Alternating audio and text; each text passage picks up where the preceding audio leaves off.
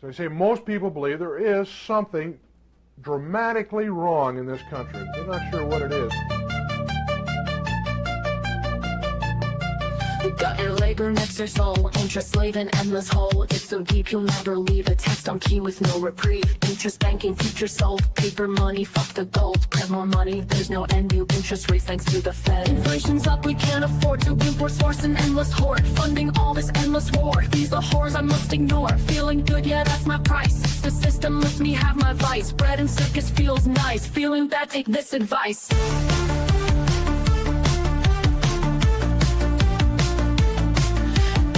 Just take this pill, watch TV, smoke weed and chill. Football parties, man the grill, watch some porn, drain your vril. Endless pleasure, wait until the lights go out, the lights are out. Holy fuck, the lights went out. The lights go out, the lights are out. Holy fuck, the lights went out. Never thought that this would happen, should've prepped instead of fapping. Tires screeching, people scream, living nightmare, not a dream. There goes all my dopamine, wiping off my jerk-off cream. I'm flabby, weak and unprepared, don't own a gun, I'm really scared. Water filters, batteries, cans of food and MREs. I really should've bought that shit before the social fabric ripped. Atomized, I'm all alone, no internet, can't scroll my phone. The lights go out, the lights are out. The lights go out.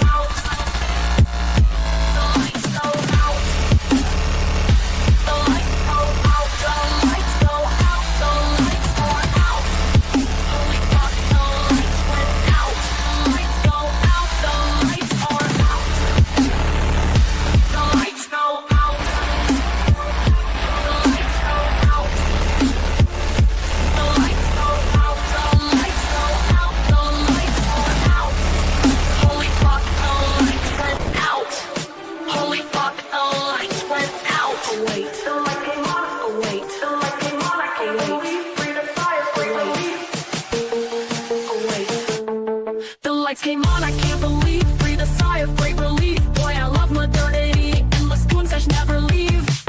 If you're sad, just take this pill. Watch TV, smoke weed and chill. Football parties, man the grill. Watch some porn, join your grill. Endless pleasure, wait until the lights go out. The lights are out.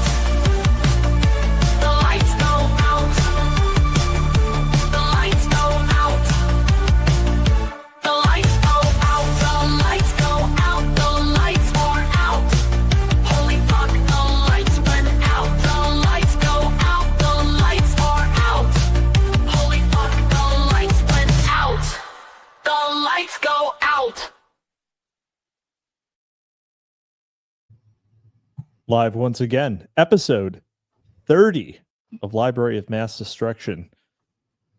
How are you doing today, Christopher Sandbatch? If you're sad, just take a pill. Yeah. I've been totally goop zoned by the intro yet again. There's this like, it goes so hard. It goes so hard, and I'm so sensitive to everything. It's boom. Like all kinds of shit. It's been a wild ass. It's been one of the stranger 24 hours of my life. If you really want to know the truth, like I watched Inland Empire with D. Sobbed like a baby all the way through it. That was one of the most impressive aesthetic achievements I have ever witnessed. And then, of course, then my fucking father calls me an hour ago. He's like, "Oh, your aunt died," and I'm like, ah. So, warning to everyone: I could be a time bomb tonight. I could just start sobbing again, and that's what happens. But you know, it could be entertaining. So let's people come for the conspiracies, and they stay for the Sandbatch trauma. The Sandbatchian, like I need to, you know what I need is one of those Mardi Gras masks, you know, those Venetian masks. It's so like I'm just the sad clown of LMD is what I am. Sincerely though, sorry for your loss. I definitely would not be happy if I lost one of my aunts an hour ago. That's for sure. While your endorphins are riding high, you still showed up. That's literally what's going on. It's like, oh, he doesn't actually feel the gut shot yet. And I'm like, oh, but no, actually, okay, look, the thing is with family deaths, I'm actually zen enough to be like, not even to be as zen as Dumb and Dumber. That's what old people do. They die. Don't you go dying on me. They do. Young ones do it too sometimes. Yeah, young ones do it too sometimes. This is LMD children's fiction hour now. Young ones do it too sometimes. This is death. Is the theme of the theme of everything. But I'm pretty zen with like people, but my father's family is very small, and he also his mother died last year too, so it's not been very good. Not been a good year for my father's family. Your grandmother. Yeah. You're stating these things as though you're adding a step. What do you mean? No, you're adding a step of different. You're adding a step of difference. You're like my father's sister. Yeah, which is your aunt. Your aunt. You could tell a lot about my inner psychology by the fact that I said that, can't you? I don't mean to make you the subject of the show, but that I'm just observing. But I am concerned about my father. So I'm concerned about my living father more than I am about my recently passed aunt. She has gone to her final reward. That's true. Yeah. So on and so forth. Nothing you can do now can help her, and unfortunately. So, but unless you're Mormon. Yeah. Catholic as well. Actually, you have to do Catholic. You can pray to shorten their time in purgatory. That's true. Yeah. That's true. Although, of course, if you're in purgatory, it means you are destined for heaven, which means the real test has been completed. Right. So, you're just haggling over details, like all Mediterraneans, are wont to do. realizing that the deal God gave you in the first place was actually the best one you could possibly get, and your priorities were just wrong. That's purgatory. Oh, it's so zen. I love it. People don't like purgatory, but I'm like, purgatory is actually the best thing about Catholicism. Purgatory is one of the coolest things about Catholicism, like just aesthetically speaking. Yeah, I don't understand how you can deal with a non-purgatorial, Well, what the Protestant theology at the bottom of it, a lot of people are even a lot of Protestants are actually horrified at the bottom point of it, like where you land at the root. You land at a concept called soul sleep, which I'm sure you're familiar with.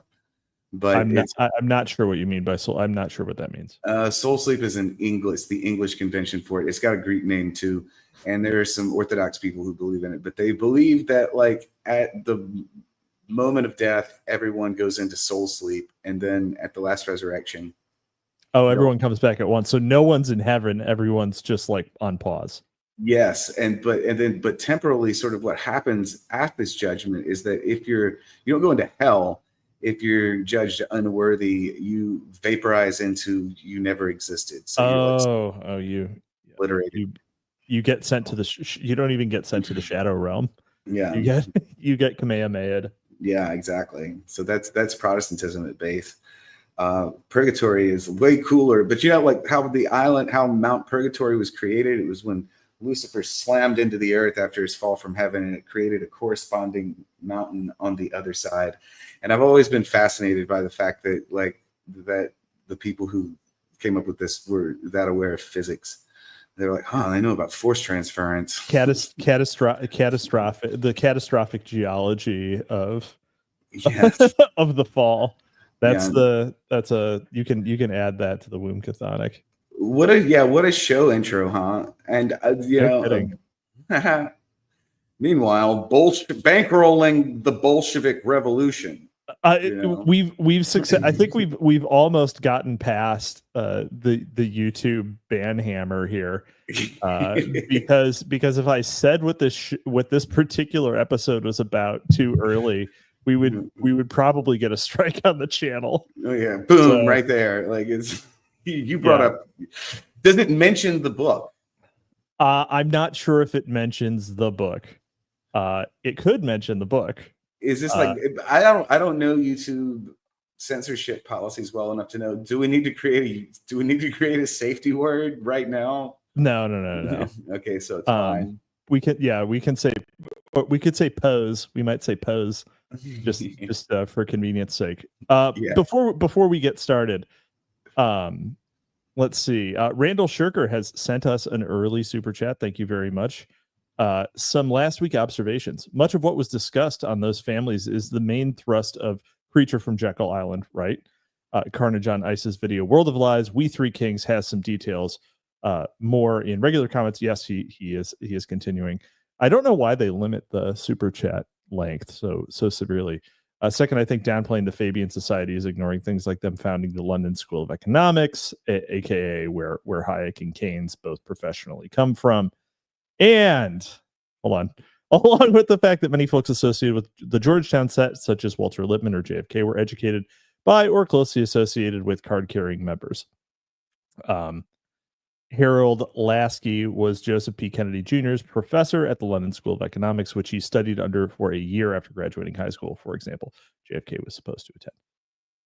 Yeah, so, I mean, yeah, the Fabian Society was a real thing, and the process of the Fabian Society obviously works. But yeah, and you have brought it home. In general, though, much of the conspiracy theory of history is just patron network shenanigans. I mean, I wouldn't even necessarily go so far as to call it shenanigans. It's just patronage network awareness. Yeah. Okay, so the Fabian Society is a really interesting one.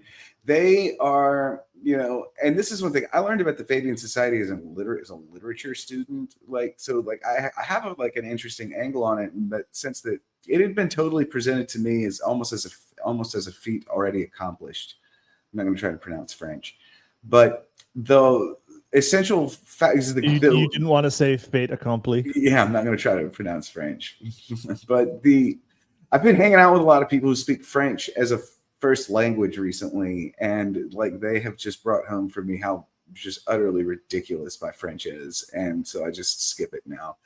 But the Fabian Society is a group of English, but there was a cultural wing of the Fabian Society that's often called the Bloomsbury set, and that's all the people that came up with modernism and everything like that. So I'm pretty actually, just through looking at art patronage networks, that sort of thing. It's fascinating.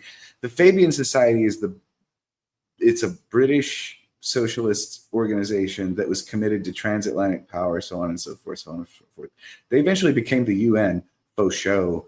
But I do question to what extent they're around at this point, or even I get Tony Blair is probably the closest descendant of the Fabian Society, formally speaking, does not exist any longer. Yeah. But I mean, the point is that a lot of these types of things are these strategies obviously work, right? Mm-hmm. Just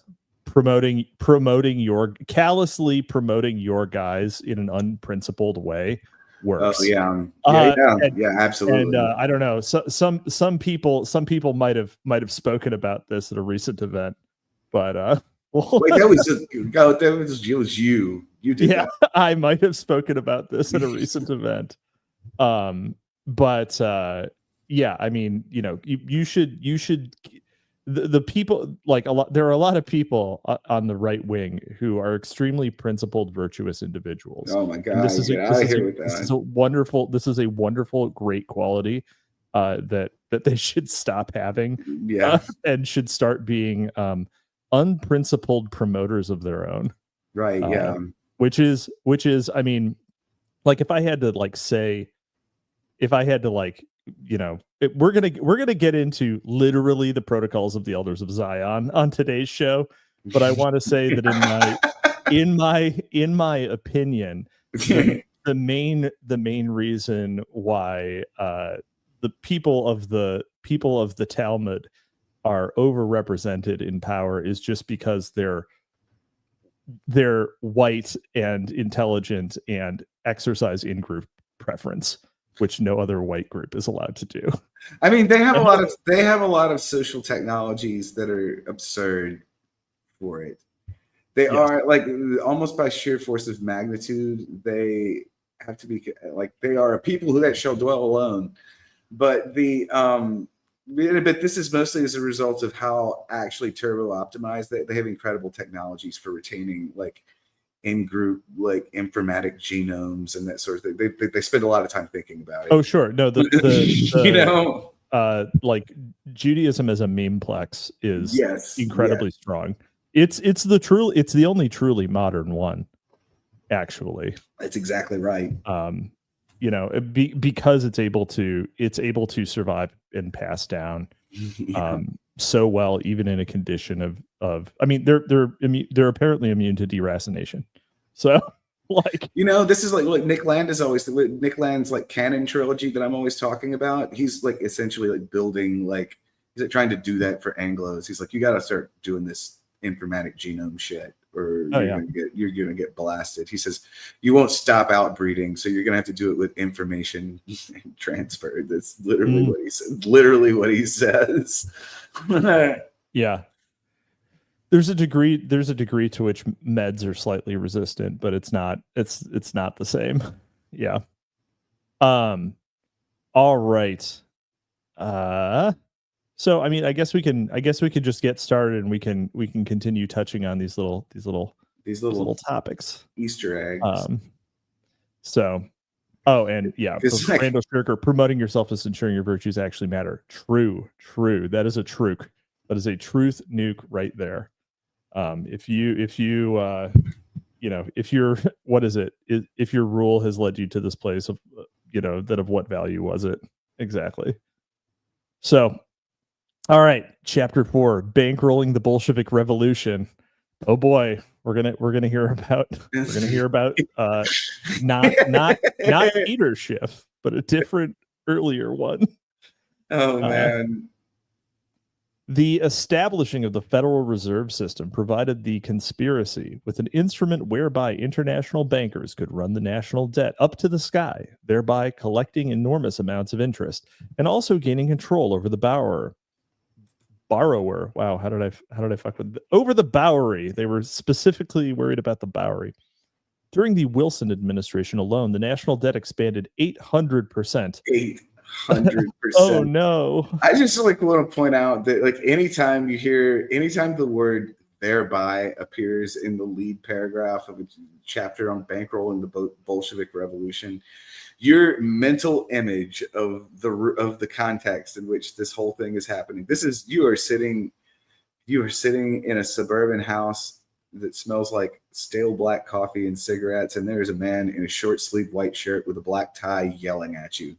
That's exactly, thereby a tie with a short sleeved shirt is amazing. Yeah. It was an image though, wasn't it? It was right there. It was the one. It was. Yeah, I'm just thinking of falling down actually. So, 2 months prior to the passage of the Federal Reserve Act, the conspirators had created the mechanism to collect the funds to pay the interest on the national debt. That mechanism was the progressive income tax, the second plank of Karl Marx's Communist Manifesto, which contained 10 planks for socializing, in all caps, block caps, a country. What did he say? That doesn't even sound right. Okay. What? For socializing a country. Socializing a country. Which plank is it? Which plank? The second plank. The second one. Oh my God. All right, keep going. Okay. One quite naturally assumes that the graduated income tax would be opposed by the wealthy. The fact is that many of the wealthiest Americans supported it. Some, no doubt, out of altruism and because at first the taxes were very small. But others backed the scheme because they already had a plan for permanently avoiding both the income tax and the subsequent inheritance tax. Yes. They had a plan. It was called being wealthy. Having access to incredible... Hold on. It was called offshore banking at the time. That was actually offshore banking.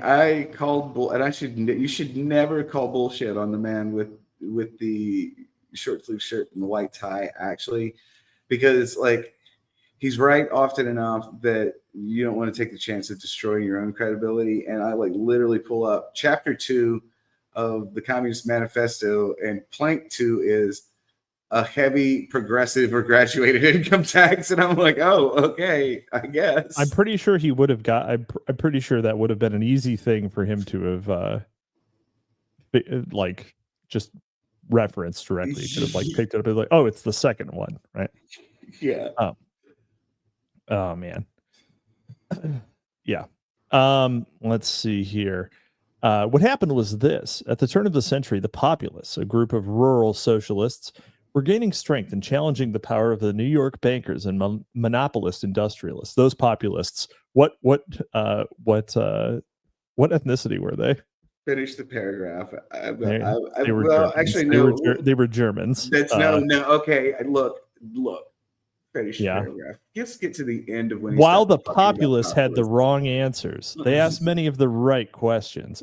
He's conceding the frame. I'm not going to let him pull a Mindy on me before Unfortunately, they were led to believe that the banker monopolists' control over the government, which they opposed, was a product of free enterprise. Okay, go on. No. He's still talking about the populists here. Since the populist threat to the cartelists was from the left, there being no organized political movement for laissez-faire, the insiders moved to capture the left. Professor Quigley discloses that over 50 years ago, the Morgan firm decided to infiltrate the left-wing political movement in the United States. Over 50 years, by which he means before the 1920s. This was not difficult to do, since these left groups needed funds and were eager to help to get their message to the public. Wall Street supplied both. There was nothing new about this decision, says Quigley, since other financiers had talked about it and even attempted it earlier. He continues. What made it decisively important this time was the combination of its adoption by the dominant Wall Street financier, at a time when tax policy was driving all financiers to seek tax-exempt refuges for their fortunes. Okay. Mm-hmm. Do you have? I feel like you're waiting to say something. No. Who are the populists? Okay. Who are the populists? They were the first run of German immigrants, and no, that's no. Who are they? Well, okay, there's a lot of this going on, but these are the capital P populists. You're referring to these are people that I refer to the ones I call them red Republicans sometimes. As though they're they're literal fucking Marxists, and some of those people were. I question the extent to which populists are. This is actually one of the worst things that's ever. One of the worst ice picks driven in the ability of the American right was this myth that gets inserted right here, that the populists were a group of rural socialists. Okay, this is so fundamentally wrong. This is the baseline of what is understood as wrong. Actually. Okay, this is the baseline of everything that this is the right's fucking Achilles heel that's baked into this moment when it becomes known this way. What the populists actually were. The populists are a group of people who oppose. There's only one real issue that populism organizes around, because it's composed mainly of two groups of people. One of them are Midwestern wheat farmers, and the other are Southern sharecroppers. Okay, these are two groups of people that agree on almost goddamn nothing except for this one thing. Okay. And this one thing was important enough. This is one of the only times an actual real economic issue has been powerful enough to organize these very large coalitions of people. And what the populists are a group of people that organize around the idea of monetizing silver. Okay. And this is one of those things that the gold standard, the sound money people, these are the libertarians, the von Misesites. And this is, essentially the people who are funding the publication of this book. They're very committed to Austrian economics, the gold standard, and all that sort of nonsense. But this obscures the fact that the gold standard was believed in the 1890s, the Silverites thought of it as a British banking conspiracy, where like the gold standard was a British colonial policy, and it was. The gold standard creates this really nasty problem in the hinterlands where there's cash starvation. So there's no basis on which to exchange credit. Okay, you know what I'm saying? They have credit starts inflating because there's so little cash to back it up. And you have this, you create this situation where development stagnates dramatically. Okay. You know what does that all track? There's makes sense. I'm here. Yeah, there's literally just less money to be exchanged, and so there's like no way, like economic activity just slows down. Well, the populace, and these are the almost always end of the line farmers and this sort of thing. They're people that are outside the main thrust of like sort of the American economy. Gold standard's working just fine in the cities, but you have incredible cash starvation, especially in the wheat and cotton producing hinterlands. And they organize around this idea of, some of them have socialist priors, some of them have almost a libertarian backdrop. The only thing that really unifies them politically is this monetary issue. And they nominate William Jennings Bryan in the 1896 election. And then he just gets he gets trounced by William McKinley. But there was a sort of like retroactive like attempt, especially on the part of Southern politicians that we refer to as the Bourbon Democrats and Yankee politicians that we refer to as the Mugwumps, to sort of, because these were the gold standard holdouts in the North and South, and they were also the very wealthy nation WASP ethnicity that is going to start intermarrying with the Fabian Society. And this is where this connection comes from. But the populists themselves were probably right. And this is one of these things that it's one of these economic myths that the right sort of absorbed about like sound money and that sort of thing. It leads us to do things like disassemble the entire money printer instead of point it at our friends instead, to tie it back into the theme. Right. Yeah, we definitely yeah, you gotta you have to pause it at least to fire everyone who's directing the hose. Yeah, that's true. Okay, that's true. Yeah. But it's just like there's like all of those eye twitches in favor of things like gold standards and that sort of thing. Right. That is a mind virus that has its origin like pretty much right here. Yeah, obviously the idea to switch to the gold standard switch back to the gold standard at this point would just be, let's all commit group suicide today, right now. Let's do it. Right, exactly. Yeah. It's fuck. Oh my God. Yeah. You know what the origin of the gold standard was? Just real quick. Go for it. The British didn't have any fucking silver, but they did have a giant fucking navy and a plurality of the supply of gold in Europe. And they, in the middle of the 18th century, or the middle of the 18th century, they started only doing business in gold. And more or less enforcing people who bucked the gold standard, like enforcing them out of international trade with like navigation acts and shit like that. That was the origin of it. Yeah, the current argument in favor of it is that the government can't inflate it, which is also an argument against it. If you're thinking about it for a little bit, you mean the government can't report a higher figure of gold than they had last quarter and just fucking make it up? Yeah, who's checking, right? Yeah. Hey, what happened when they opened the Fort Knox? What happened when they opened that again? Anyway, radical movements are never successful unless they attract big money and or outside support. The great historian of the 20th century, Oswald Spengler. Oh man, Spengler was one of those. Spengler mentioned was one of those who saw what American liberals refused to see: that the left is controlled by its alleged enemy, the malefactors of great wealth. He wrote in his monumental Decline of the West, there is no proletarian, not even a communist movement, that has not operated in the interests of money, in the direction indicated by money, and for the time being permitted by money, and that without the idealists among its leaders having the slightest suspicion of the fact. How was that one? Was that an acceptable? That was it was. I have no idea. You know how I feel about German everything. So like I could be like, yeah, you could be doing like the gayest German shit ever, and I'd be like, that is the gayest German shit. Yeah, you're doing great. Yeah, sick. Fisting in Berlin sounds good. Fisting in Berlin is a band, by the way. I'll bet it is. All right. While the populist movement was basically non-conspiratorial, its leftist ideology and platform were made to order for the elitist insiders because it aimed at concentrating power in government.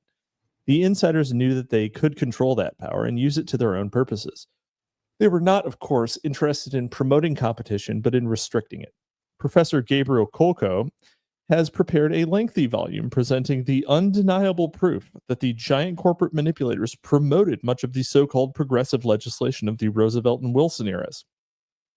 Legislation which ostensibly was aimed at controlling their abuses, but which was so written as to suit their interests. In The Triumph of Conservatism, by which Kolko mistakenly means big business, he notes, the significant reason for many businessmen welcoming and working to increase federal intervention into their affairs has been virtually ignored by historians and economists. The oversight was due to the illusion that American industry was centralized and monopolized to such an extent that it could rationalize the activity, i.e., regulate production and prices, in its various branches voluntarily. Quite the opposite was true. Despite the large numbers of mergers and the growth in the absolute size of many corporations, the dominant tendency in the American economy at the beginning of this century was toward growing competition. Competition was unacceptable to many key business and financial interests. Well, no shit. Why would you want to be competed with? Why would anyone want that? I'm sitting here just astonished by how much Marxism this thing is actually just ingested. There's quite a bit. Like there's a ton. Like I am offering a Marxist critique of the of the secret takeover of communism. Yeah, that's literally, and so like it does. When you remember that there is an element of like Trotskyism being incorporated into American conservatism under the guise of anti-communism, you're sort of like, so it's like, yeah. But it even like sort of has the inter-communist like sort of like tone to it, if you know what I'm talking about. It's like, you know, it's like Gabriel Kolko, who mistakenly refers to the, you know, whoever he inserts as the specific terminology is like he refers to them as the big businessmen. About this he's wrong. Everything else he's right about. You know, that's great. Oh. Yeah, I mean, class critique, guys. That it is inherent, like the germ of it. That's the core. Anyway, the best way for the insiders to eliminate this growing competition was to impose a progressive income tax on their competitors while writing the laws so as to include built-in escape hatches for themselves. Actually, very few of the proponents of the graduated income tax realized they were playing into the hands of those they were seeking to control.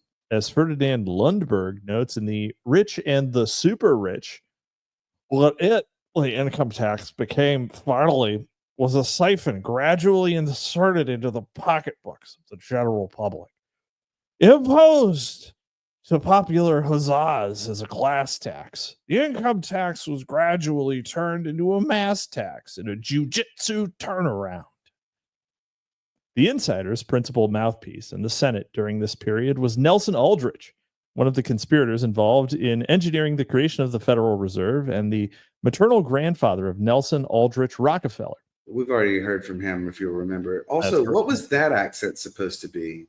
I don't know, but a name like Lundberg sounds like a guy who's like pretty like jowly. Yeah, I liked it. Yeah, it just sounds pretty fat. Yeah, I was thinking the same thing. I was like, I believe that's what this guy sounded like. Yeah. You know? Yep.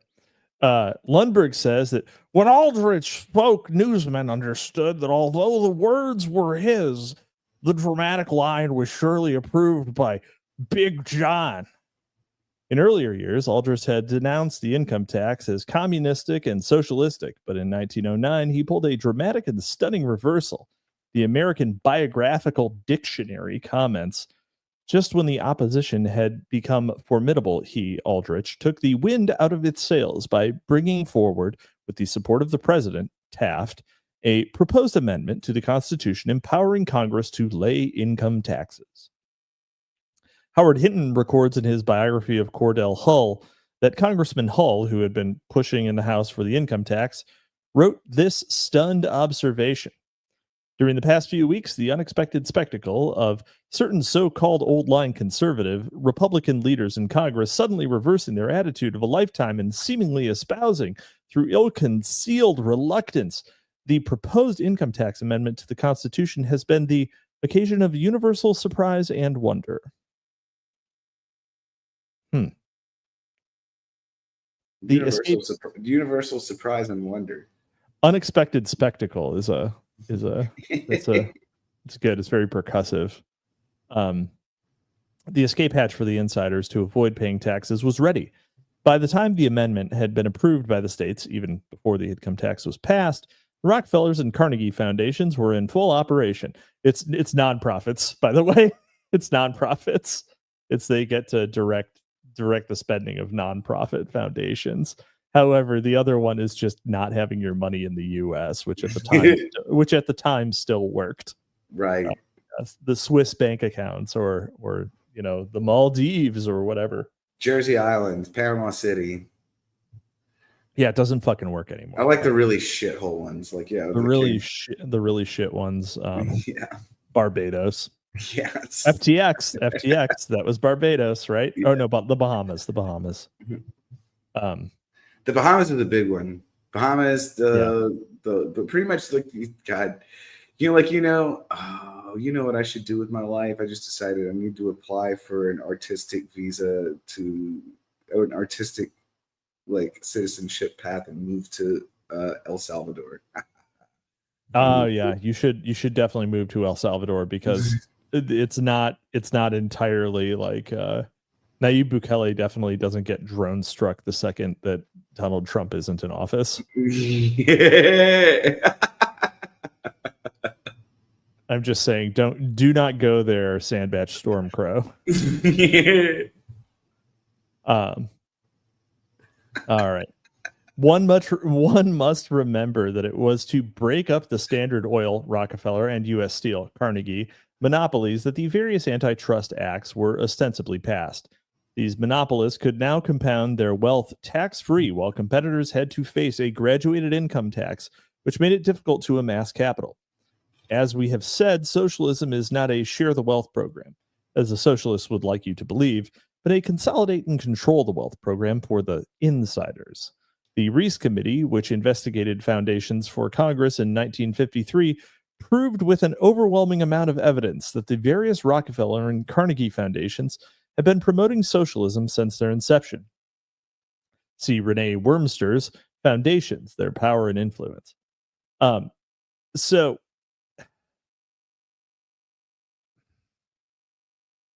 Yes. Yeah, the problem is that once again, you can see that Gary Allen is incorporating the frame of the ostensive enemy because he's saying they're doing the opposite of what they're saying that they're doing. It would be better if we did that thing. We actually did the thing that they're promising to do. I'm trying to decide if he's just I'm trying to decide if he.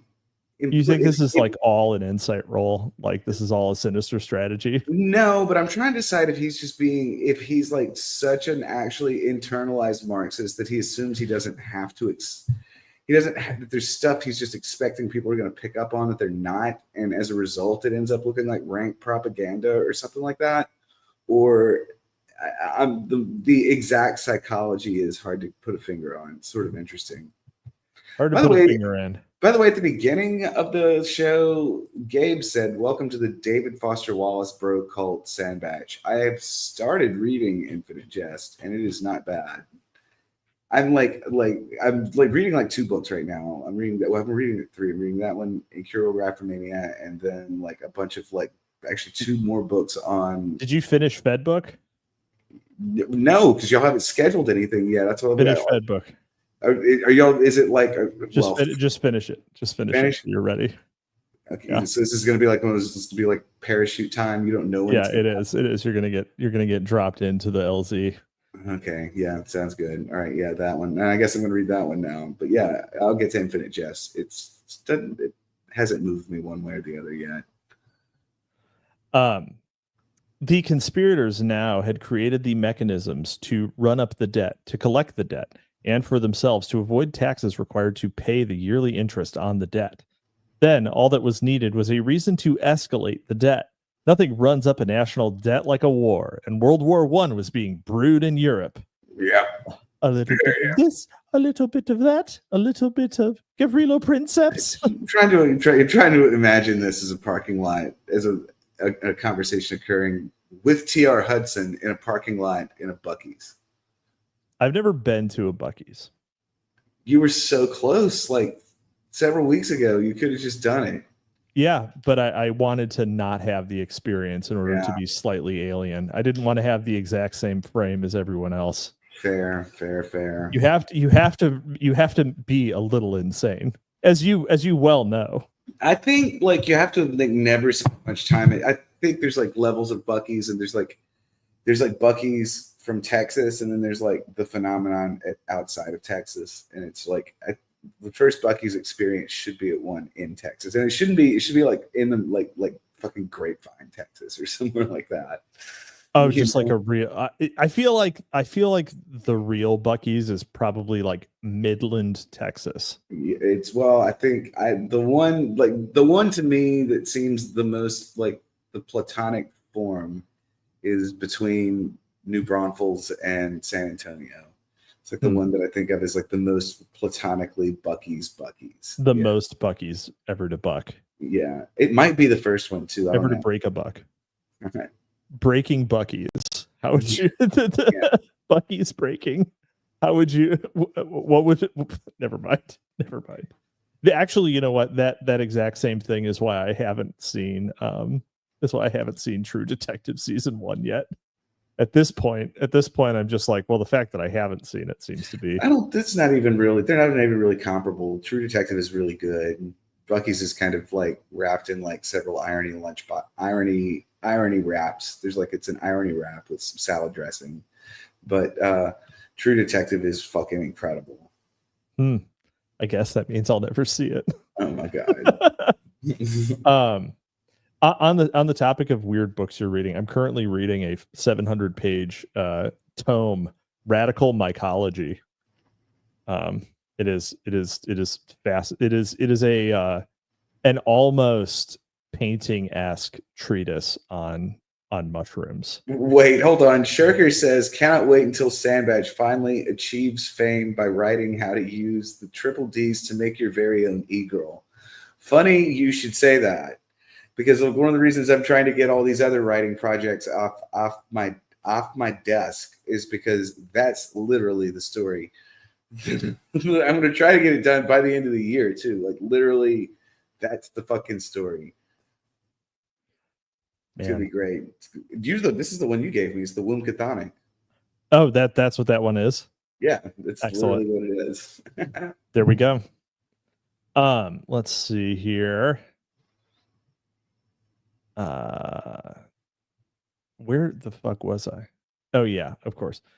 The conspirators now had created the mechanisms to run up the debt, collect the debt, and avoid the taxes required to pay it. Nothing runs up the national debt like a war. World War I was being brewed in Europe. In 1916, Woodrow Wilson was reelected by a hair. He had based his campaign on the slogan, "He kept us out of war." The American public was extremely opposed to America's getting involved in a European war. Staying out of the perennial foreign quarrels has been an American tradition since George Washington. What? That's, this one also, this is just a lie. Like it's a full blown lie. The United, more so than America was less into the idea of World War One as a general rule, that even than they were World War II. They were actually pro World War II, but among people whose opinion mattered, everybody was everybody was pro getting involved in World War I. It's like that. One of these things matter. We got to get stuck in. We got to get. And there's, I think, on accounting how many times the United States has technically invaded Mexico. I mean, slightly fewer times than it ought to have. That may be true, but it's well over 13. So it's when people are like, America America has most of those are in the 19th century, by the way. Yeah, of course. So it's like there's no tradition whatsoever of the United States not getting involved. Yeah, what the hell was the Spanish-American War? Yeah. What was the fucking point of that one? Like no one knows. No, it's just we really wanted to just like slap it's actually connected here. It's connected to the Fabian. It's connected to the Fabian Society, but that's no, it totally is. Beautiful. So like Gary would love my explanation of the Spanish Civil War, of the Spanish American War, because it's so convoluted and true and like schizo that. What's your explanation of the Spanish American War?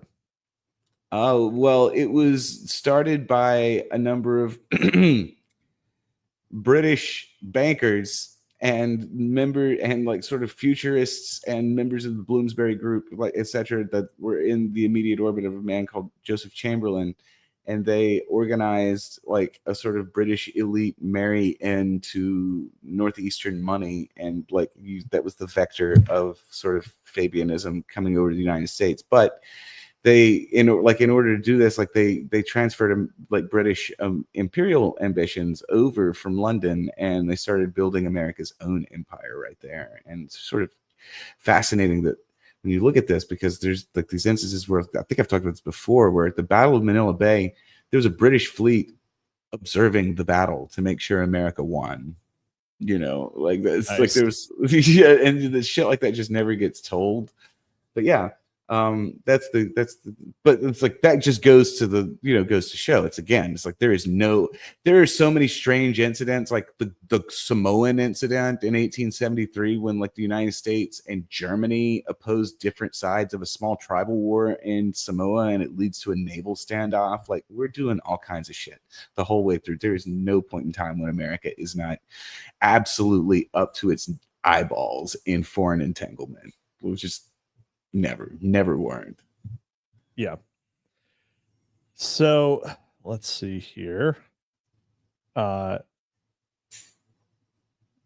as Wilson was stumping the country, giving his solemn word that American soldiers would not be sent into a foreign war, he was preparing to do just the opposite. His alter ego, as he called Colonel House, was making behind-the-scenes agreements with England, which committed America to entering the war. Just 5 months later, we were in it. The same crowd which manipulated the passage of the income tax and Federal Reserve System wanted America in the war. J.P. Morgan, John D. Rockefeller, Colonel House, Jacob Schiff, Paul Warburg, and the rest of the Jekyll Island conspirators were all deeply involved in getting us involved. Many of these financiers had loaned England large sums of money. In fact, J.P. Morgan and Co. served as British financial agents in this country during World War I. So he's not actually arguing. So he made the first case that World War I was started for this, and then now he's like, oh, well, the U.S. got involved for this. Right. That is definitely why the U.S. got involved. We had because of economic reasons. Sure. Yeah, we were in this situation where the British and the French both essentially spent all of their cash in the first year of World War I, and then they by the end of year and a half in, because like the cost of World War One escalated asymptotically. Everything got more expensive as the war went on, not less expensive. Right. And by like a year and 6 months into it, they had exhausted their own native lines of credit, and the United States was the only place in the world that was continuing to extend credit to the Allies to produce the things they needed. So like there was a point, like, yeah, the United States gets involved in World War One to protect its investments, which is its investments are like this massive structured loan over, like, I think they didn't finish paying, like the French and British didn't finish paying them off to like 10 years ago. Like it was this huge wealth transfer that like there was no way the United States was going to let Germany win. Right, at that point. Yeah. Yeah, but Gary Allen does not have the same explanation for why it was started. Right. So it's just, he stepped back. He makes this large statement, but then he stepped it back pretty significantly. Right. While all of these standard reasons given for the outbreak of World War I in Europe doubtless were factors, there were also other more important causes. The conspiracy has been planning the war for over 2 decades. The assassination of Austrian Archduke was merely an incident, providing an excuse for starting a chain reaction. After years of fighting, the war was a complete stalemate. And okay, we just skipped a bunch. So after years of fighting, the war was a complete stalemate and would have ended almost immediately in a negotiated settlement, as had most other European conflicts, had not the U.S. declared war on Germany. As soon as, okay, you see how we have completely like skipped. We've completely skipped the whole, like, he said the assassination of Archduke was merely an incident, providing an excuse for starting a chain reaction. Right. So, all right. I'm still willing to let him go. I know you're still going to let him cook. All right. As soon as Wilson's re-election had been engineered through the "He kept us out of war" slogan, a complete reversal of propaganda was instituted. In those days, before radio and television, public opinion was controlled almost exclusively by newspapers. Many of the major newspapers were controlled by the Federal Reserve crowd. Now they began beating the drums over the inevitability of war. Arthur Ponsonby, a member of the British Parliament, admitted in his book Falsehood in Wartime, there must have been more deliberate lying in the world from 1914 to 1918 than in any other period in the world's history. Propaganda concerning the war was heavily one-sided. Yeah, that was that fair. That was a really good. That was a really balanced propaganda. That was a really good Edwardian like upper bourgeoisie accent. I'm pretty fucking good, actually. Yeah. Propaganda concerning the war was heavily one-sided. Although after the war, many historians admitted that one side was as guilty as the other in starting it. Germany was pictured as a militaristic monster which wanted to rule the world. It's so often the case. Remember, this picture was painted by Britain, which had its soldiers in more countries around the world than all other nations put together. So-called Prussian militarism did exist, but it was no threat to conquer the world. Meanwhile, the sun never set on the British Empire. Actually, the Germans were proving to be tough business competitors in the world's markets, and the British did not approve. In order to he's right here. He's cooking. So this is Marxist critique still. Yeah. In order to generate war fever, the sinking of the Lusitania, a British ship torpedoed 2 years earlier, was revived and given renewed headlines. German submarine warfare was turned into a major issue by the newspapers. Submarine warfare was a phony issue. Germany and England were at war. Each was blockading the other country. J.P. Morgan and other financiers were selling munitions to Britain. The Germans could not allow these supplies to be delivered any more than the English would have allowed them to be delivered to Germany. If Morgan wanted to take the risks and reap the rewards or suffer the consequences of selling munitions to England, that was his business. It was certainly nothing over which the entire nation should have been dragged into war. The Lusitania, at the time it was sunk, was carrying 6 million rounds of ammunition. It was actually illegal for American passengers to be aboard a ship carrying munitions to belligerents. Almost 2 years before the liner was sunk, the New York Tribune carried a squib which stated, Cunard officials acknowledged to the Tribune correspondent today that the Greyhound, Lusitania, is being equipped with high-power naval rifles. In fact, the Lusitania was registered in the British Navy as an auxiliary cruiser. In addition, the German government took out large ads in the New York papers warning potential passengers that the ship was carrying munitions and telling them not to cross the Atlantic on it. Those who chose to make the trip knew the key risk they were taking. Yet, the sinking of the Lusitania was used by clever propagandists to portray the Germans as inhumane slaughterers of innocents. Submarine warfare was manufactured into a cause célèbre to push us into war. On April 9th, 1917, Congress declared war. The American people acquiesced on the basis that it would be a war to end all wars. A war against war itself. A war on war, you might say. Almost like a war on terror or something. I feel like most of this is pretty well known. Yeah, now, like I think most people know that the Lusitania was kind of a bullshit thing. Just like they know the Gulf of Tonkin incident was bullshit. Yeah, they kind of knew it at the time too, though, is the thing, and like it was. Well, some people must have known it at the time, but also, yeah. I don't know. That's a big one. That's a big one. I mean, but again, this is not to start the war. This is to get the U.S. into the war. Right. Yeah. That's not like, and it's I'm not sure how much role public opinion had in the. Okay. Yeah. He's not wrong. He's not wrong. He's like stretching the canvas over a few places that I would just. That I would do it slightly differently, but there's nothing really wrong with what he's saying here. I mean, he's the Lusitania part is true. I mean, I don't know how, again, this book is from 50 years ago. So I don't know if that particular stuff was revelatory at the time.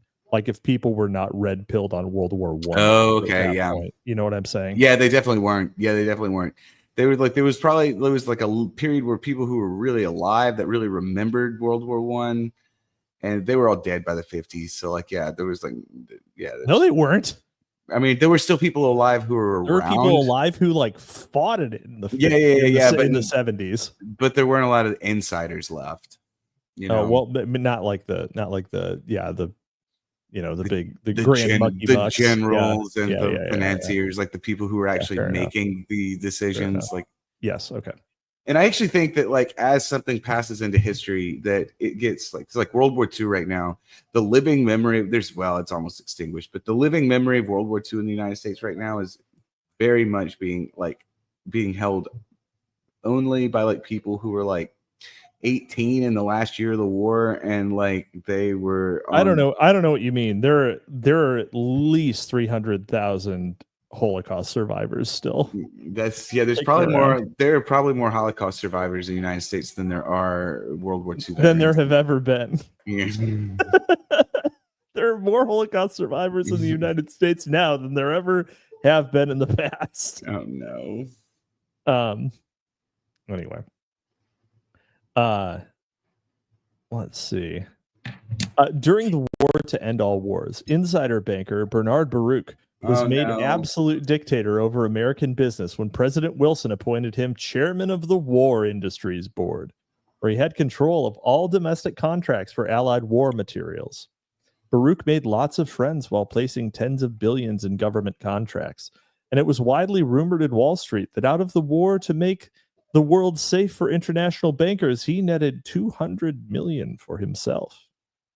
Well, I mean, if you get put in that position, I mean, what are you going to do? This is the Gerald Nye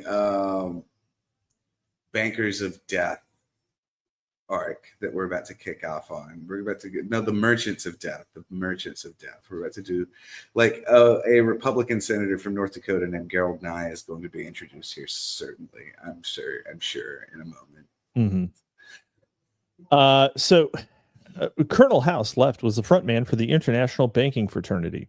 He manipulated President Woodrow Wilson, like a puppet. Wilson called him my alter ego.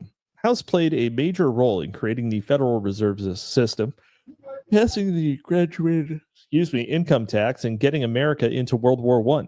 House's influence over Wilson is an example that in the world of super politics, the real rulers are not always the ones the public sees. German-born international financier Paul Warburg masterminded establishment of Federal Reserve to put control over the nation's economy in hands of international bankers. Not a lot of "thes" in there. The Federal Reserve controls the money supply, which allows manipulators to create alternate cycles of boom and bust, i.e. a roller coaster economy. This allows those in the know to make fabulous amounts of money, but even more important, allows the insiders to control the economy and further centralize power in the federal government. While insider banker Paul Warburg controlled the Federal Reserve and international banker Bernard Baruch placed government contracts, international banker Eugene Meyer, a former partner of Baruch and the son of a partner in the Rothschilds international banking house of Lazard Frères, was Wilson's choice to head the War Finance Corporation, where he too made a little money.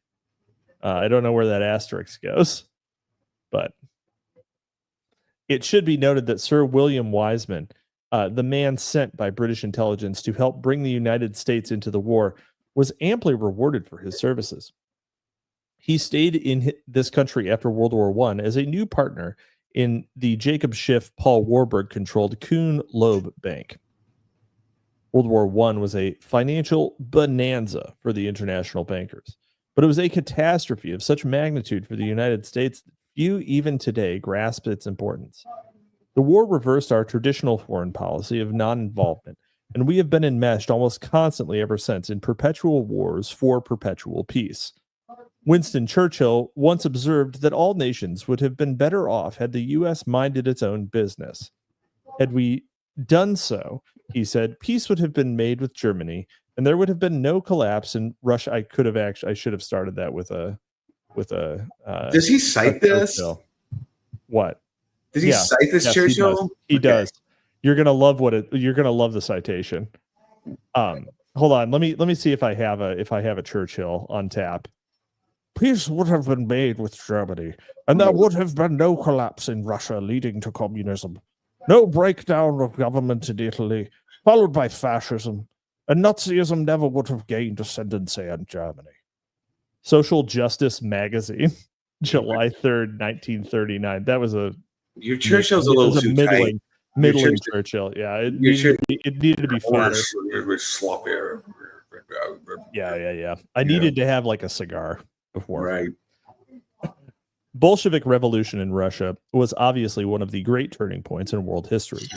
It is an event, thank you, over which misinformation abounds. The myth makers and rewriters of history have done their landscape painting jobs well. Remember the donkey and the boy? The establishing of communism in Russia is a classic example of the second big lie of communism, i.e., that it is the movement of the downtrodden masses rising up against exploiting bosses. This cunning deception has been fostered since before the first French Revolution in 1789. Most people today believe the communists. Most people today believe the communists were successful in Russia because they were able to rally behind them that the sympathy and frustration of the Russian people who were sick of the tyranny of the czars. This is to ignore the history of what actually happened. While almost everybody is reminded that the Bolshevik Revolution took place in November of 1917, few know that the Tsar had abdicated 7 months earlier in March. Oh, here we go. Meyer later gained control of highly influential Washington Post, which became known as the Washington Daily Worker. When Tsar Nicholas II abdicated, a provisional government was established by Prince Lvov, who wanted to pattern the new Russian government after our own. But unfortunately, the Lvov government gave way to the Kerensky regime. Kerensky, a so-called democratic socialist, may have been running a caretaker government for the communists. He kept the war going against Germany and other Central Powers. But he issued a general amnesty for communists and other revolutionaries, many of whom had been exiled after the abortive Red Revolution of 1905. Back to Mother Russia came 250,000 dedicated revolutionaries, and Kerensky's own government's doom was sealed. In the Soviet Union, Kerensky also burned all the copies of the Protocols of the Elders of Zion, by the way, in Russia. In the Soviet Union, as in every communist country, or as they call themselves, the socialist countries, the power has not come to the communist hands because the downtrodden masses willed it so. The power has come from the top down in every instance. Let us briefly reconstruct the sequences of the communist takeover. The year is 1917. The Allies are fighting the Central Powers. The Allies include Russia, the British Commonwealth, France, and by April 1917, the United States of America. In March 1917, purposeful planners sent in motion the forces to compel Tsar Nicholas II to abdicate. He did so under pressure from the Allies after severe riots in the Tsarist capital of Petrograd. Riots that were caused by the breakdown in the transportation system, which cut the city off from food supplies and led to the closing of factories. But where were Lenin and Trotsky when all this was taking place? Wait, hold on. Yeah, no, you're at the end of it. You know, like, how about just my third novella in my series happens in Sevastopol at this like post. It's in this like sort of post abdication, pre-revolution. It's literally exactly when it happened. Very cool. That story, oh man, that's so convoluted. I can't believe he's actually getting into like what the causes of the Russian Revolution here. Because it's like veering. This is like veering onto the tone of like again like intra-party manifestos from the early 20th century. This is very actually real existing communists. It's kind of funny. Also, like somebody else said, needs a bit of work there. No, there was something else. God, there was a good one, but can't remember what it was. No, needs a bit of work there was Sloppy Joe Stalin talking about my. Shaney Mac says, didn't they cut telegram wires and crap? Yeah, that's the other thing is that the beginning of World War I, the first thing the British did was cut telegraph wires, all the telegraph wires from Germany, so only America. So like news of the war to America could only come through London. Right. So yeah, that did happen. Let's see. Brief pause. Internet enjoyer, when does the LMD series end? When I get tired of doing it, or I can no longer find co-hosts. Yeah, I mean, you know, we have this book probably has, you know, another 4 episodes in it, but then, you know, we'll have there will be others. I am sure. So let's see. Jung-sung, what is the theme of this podcast? We do read-alongs we do MST3K for white-knuckled conservatard literature. That is not true. That is not true.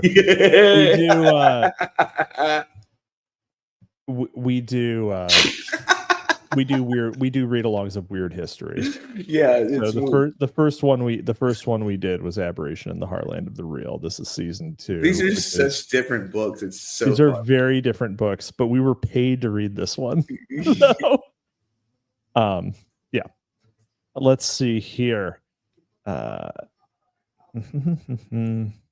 not complaining. I'm just pointing out I can understand why some people in the crowd might be like, what the hell? Why this one? Yeah. What are they doing? That's right. Let's see here. But where were Lenin and Trotsky when all this was taking place? Lenin was in Switzerland and had been in Western Europe since 1905, when he was exiled for trying to topple the Tsar in the abortive communist revolution of that year. Trotsky was also in exile, a reporter for a communist newspaper on the Lower East Side of New York City. New York City! The Bolsheviks were not a visible political force at the time the Tsar abdicated. And they came to power not because the downtrodden masses of Russia called them back, but because very powerful men in Europe and the United States sent them in. Lenin was sent across Europe at war on the famous sealed train. Hold on. Internet enjoyer. Well, if you're getting paid, milk it. Once again, folks, need those super chats. Sandbatch does need to buy food. He's wasting away. We need to get him some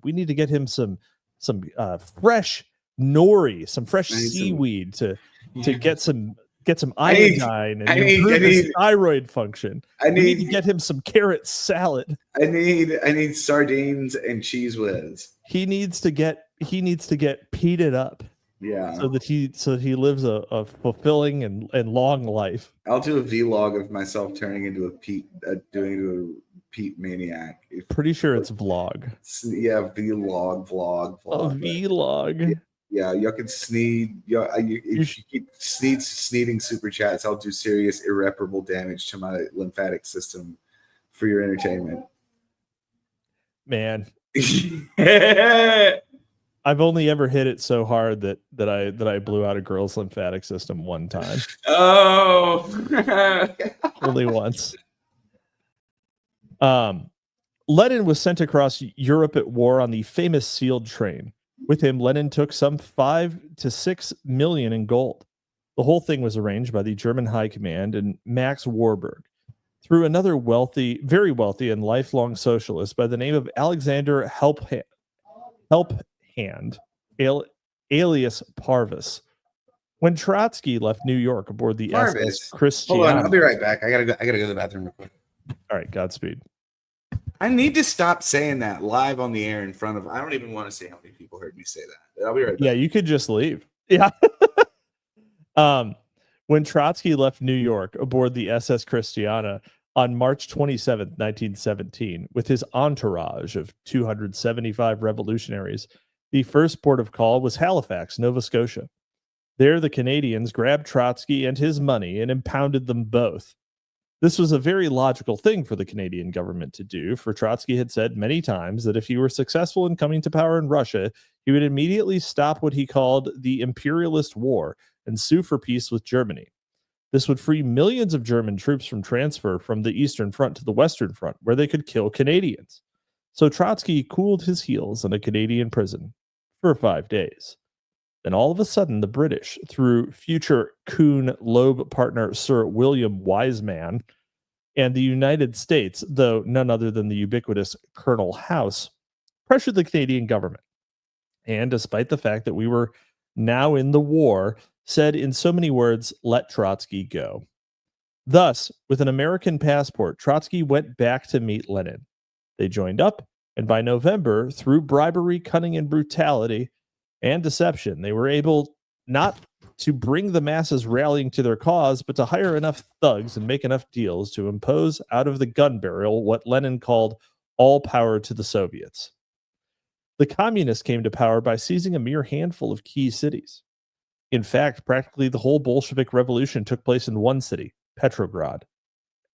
It was as if the whole United States became communist because a communist-led mob seized Washington, D.C. It was years before the Soviets solidified power throughout Russia. Yes way. What? You think it's a no way? You think it's a no way that most of the communist revolution occurred in Petrograd? No. We need to come up with a name in case this happens in the United States. We should call this thing the Cathedral. We should call this thing some kind of, some large edifice, maybe one that previously had some spiritual significance. Yeah, exactly. The Germans, on the face of it, had a plausible excuse for financing Lenin and Trotsky. The two Germans most responsible for the financing of Lenin were Max Warburg and displaced Russian named Alexander Helphand. They could claim that they were serving their country's cause by helping and financing Lenin. However, these two German patriots neglected to mention to the Kaiser their plan to foment a communist revolution in Russia. The picture takes on another dimension when you consider that the brother of Max Warburg was Paul Warburg, prime mover in establishing the Federal Reserve System, and who, from his position on the Federal Reserve Board of Directors, played a key role in financing the American war effort. Now, that's a big piece of information, actually. Yeah. It's like you're telling me this for the first time. You're telling me this now for the first time. When news leaked out in American papers about brother Max running the German finances, Paul resigned from his Federal Reserve post without a whimper. From here on, the plot sickens. For father-in-law of Max Warburg's brother Felix was Jacob Schiff, senior partner in Kuhn, Loeb and Company. Paul and Felix Warburg, you will recall, were also partners in Kuhn, Loeb and Company, while Max ran the Rothschild-Allied Family Bank of Frankfurt. Jacob Schiff also helped finance Leon Trotsky. According to the New York Journal American of February 3rd, 1949, today it is estimated by Jacob's grandson, John Schiff, that the old man sank about $200,000 for the final triumph of Bolshevism in Russia. One of the best sources of information on the financing of the Bolshevik Revolution is Tsarism and the Revolution by an important White Russian general named Arsene de Gulevich, who was founder in the France of the Union of Oppressed Peoples. In this volume, written in French and subsequently translated into English, de Gulevich notes, I don't know Russian general. All right, let's see. You can't do it either, can you? You can't do Russian it. Russian general. Yeah, the that main Russian purveyor general. of funds for the revolution, however, were neither the crackpot Russian millionaires nor the armed bandits of Lenin. The real money primarily came from certain British and American circles, which for a long time past had lent their support to the Russian revolutionary cause. De Gulevich continues, the important part played by the wealthy American banker Jacob Schiff in the events in Russia, though as yet only partially revealed, is no longer a secret. General Alexander Nekvoldov is quoted by de Gulevich as stating in his book on the Bolshevik Revolution. In April 1917, Jacob Schiff publicly declared that it was thanks to his financial support that the revolution in Russia had succeeded. In the spring of the same year, Schiff commenced to subsidize Trotsky. How was that? Pretty good? Did you believe it? Dude, imagine hanging out with these crazy paranoid white Russians in like Singapore, listening to them tell this shit. That would be so awesome. Yes. Simultaneously, Trotsky. I don't know if any of that shit is true, but I believe it. I believe that yeah, sure. I believe that the Russian Revolution was financed by a cadre of European and American bankers. It needs to be. This story needs to be who all shared a certain ethnicity. Yeah, I need this story to be told to me over like coffee in like Istanbul in 1923. That's right. That's right. And at the end of it, your interlocutor runs out and is shot in the street by a passerby. Yes, and by like a 9-year-old on a motorbike. And a mysterious red-haired woman is like involved as well. That's right. That's right. Simultaneously, Trotsky and co. were also being subsidized by Max Warburg and Olaf Augsburg of the Nye Bank of Stockholm, the Rhine-Westphalian Syndicate, and Zhivatovsky, whose daughter later married Trotsky. Schiff spent millions to overthrow the Tsar and more millions to overthrow Kerensky. He was sending money to Russia long after the true character of the Bolsheviks was known to the world. Schiff raised $10 million, supposedly, for Jewish war relief in Russia, but later events revealed it to be a good business investment. According to de Gulevich, Mr. Bakhmentiev, the late Russian imperial ambassador to the United States, tells us that the Bolsheviks, after victory, transferred 600 million rubles in gold between the years 1918 and 1922 to Kuhn, Loeb and Company, Schiff's firm. Financing the Bolshevik Revolution. We have another chart. Do you love the chart? Do you love the chart here? I like the visuals on this one so far. Oh no, he's done the. Oh man. Yeah, overlapping arrows. The arrows don't make a whole lot of sense. Yeah. I just thought it was a swastika and got excited. You should just, but we're a little close. We need something at the bottom right, and then we'd really have an argument for it. Yeah, Max Warburg, $6 million. Hitler gives $5 million to Alfred Milner Rothschild. Why would he do that? What an odd thing to do. What an odd thing to say. Hitler controlled by the Jews? Not the first person to have said it. Probably not that one though. Probably that one. That one's a little far for me.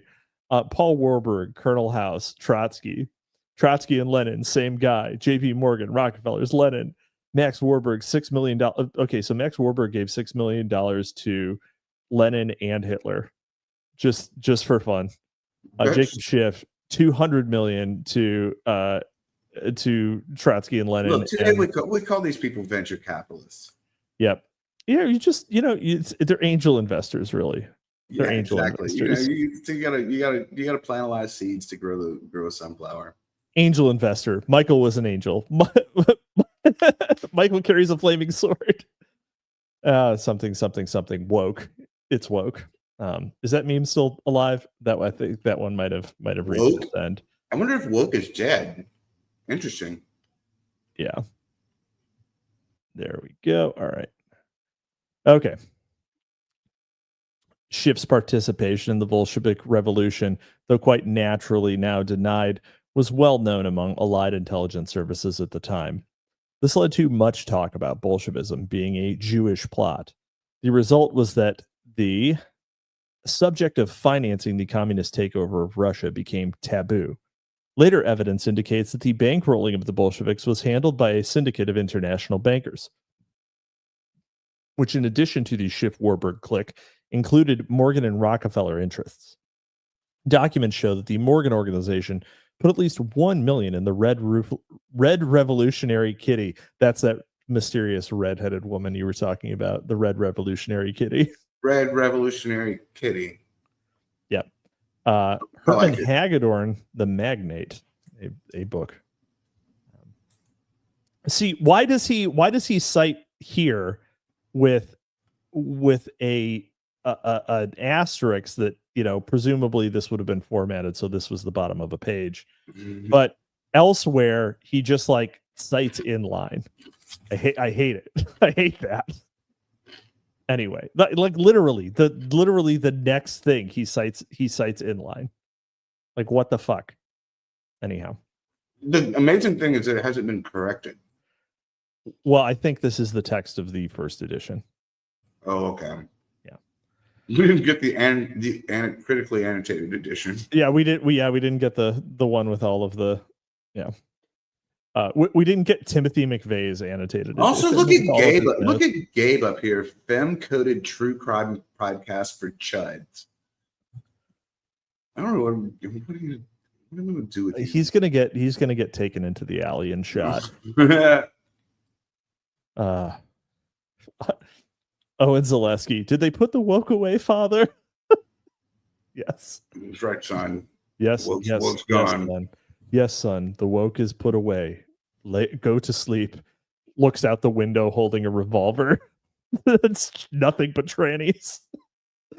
All right. Alrighty.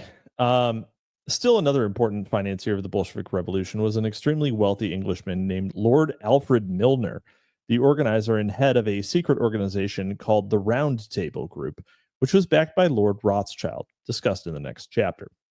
Degulevich notes further, on April 7, 1917, General Janin made the following entry in his diary. Long interview with R, who confirmed what I have previously been told by Im. After referring to the German hatred of himself and his family, he turned to the subject of the revolution, which he claimed was engineered by the English and more precisely by Sir George Buchanan and Lord Alfred Milner. In Petrograd at the time was teeming with English. He could, he asserted, name the streets and numbers of the houses with which British agents were quartered. They were reported during the rising to have distributed money to the soldiers and incited them to mutiny. Degulevich goes on to reveal, in private interviews, I have been told that over 21 million rubles were spent by Lord Milner in financing the Russian Revolution. It should be noted, parenthetically, that Lord Milner, Paul, Felix, and Max Warburg represented their respective countries at the Paris Peace Conference at the conclusion of World War I. God damn it. It's just brothers. It's like two brothers get sent to negotiate on opposite sides of a conflict. International conflict, not just not like a civil war or something.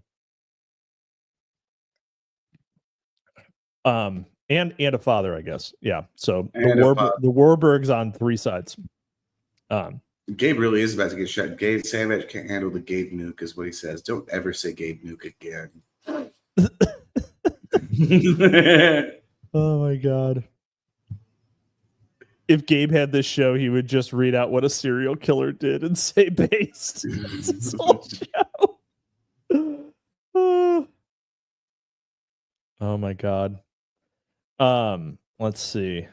I'm going to see the new Wes Anderson movie, I think. As Oswald Art says, Wes Anderson. He's got a new one. Weiss Anderson movie. Barry Weiss Anderson. Yeah. Oh my god. Okay. All right.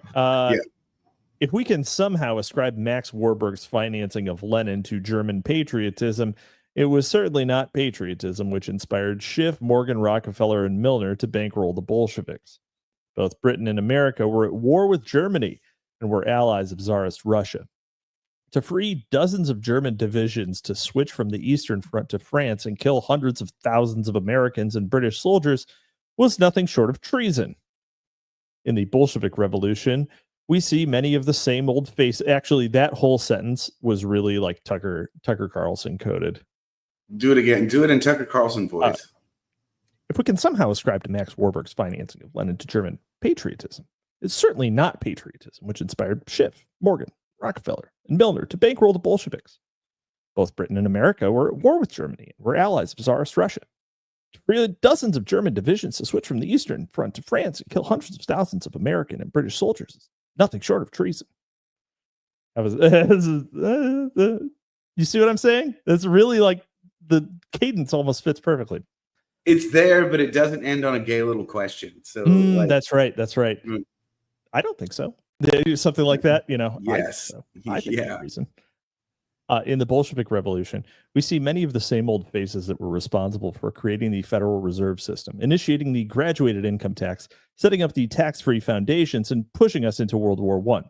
However, if you conclude that this is anything but coincidental, your name will be immediately expunged from the social register. Oh no, social credit score declining. You've noted that that things aren't accidental. Yeah. Are we going to adopt? Are we going to adopt the accidentalist versus JQ? I don't know what the I don't know. Is an accidentalist. We're at the level where we're hosting we're hosting a Monday night reading of None Dare Call It Conspiracy on X.com. So like I don't know that we even have any context for like that for the possibility of that question.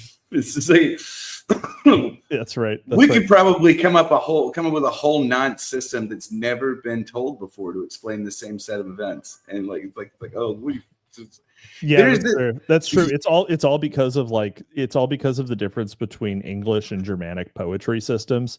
It all comes down to like Lord Byron versus Goethe. Like, that's the entire source. Dude. Also, Penultimo in chat. Penultimo, the person who is responsible for us covering this book, actually. None dare call it based Groiper. Yes. Yeah. Oh, Charlemagne's here. There we go. Charlie's here. Yeah, Charlie's here. Oh yeah, Charlemagne. Oh, he's how do you guys have crowns? What is this new shit? I have no idea. Experience points for typing. Oh my god, I did. Fuck this. I hate everything. A tragedy in 3 acts. Ask what it is. The realization. The catastrophe. You just used your first noun. Oh, that's beautiful. That's beautiful. Try mixing it up with a verb for double score. Double. All right. No revolution can be successful without organization and money. The downtrodden masses usually provide little of the former and none of the latter, but insiders at the top can arrange for both. What did these people possibly have to gain in financing the Russian Revolution? Oh, here we go. Here's the Tucker Carlson rhetorical questions. What do these people possibly have to gain in financing the Russian Revolution? What did they have to gain by keeping it alive and afloat, or during the 1920s by pouring millions of dollars into what Lenin calls his new economic program, thus saving the Soviets from collapse? Why would these capitalists do all this? If your goal is global conquest, you have to start somewhere. It may or may not have been coincidental, but Russia was the one major European country without a central bank. In Russia, for the first time, the communist conspiracy gained a geographical homeland from which to launch assaults against the other nations of the world. Man, this the West is incredible. Now had an enemy. Penultimo says capitalists could be here. I've never been to this banking institution before. Yeah. Whoops. Yes. Anyway, there's this whole thing going on in chat where people are discussing Harold Bloom. Is that Harold Bloom is being discussed live in chat? In chat, absolutely does not relate to anything going on the show. That's kind of it's kind of great. It's interesting. I like down for it. I'm a bloomer. I'm a bloomer. I like a Bloom. bloomer. Yeah. I'm an anti-bloomer. I'm not a really? Bloom. You don't guy. like Bloom? You don't like Bloom? No. Well, we will leave your purging for later. Yeah. If the goal is global conquest, you have to start somewhere. It may or may not have been coincidental, but Russia was the one major European country without a central bank. In Russia, for the first time, the communist conspiracy gained a geographical homeland from which to launch assaults against the other nations of the world. The West now had an enemy.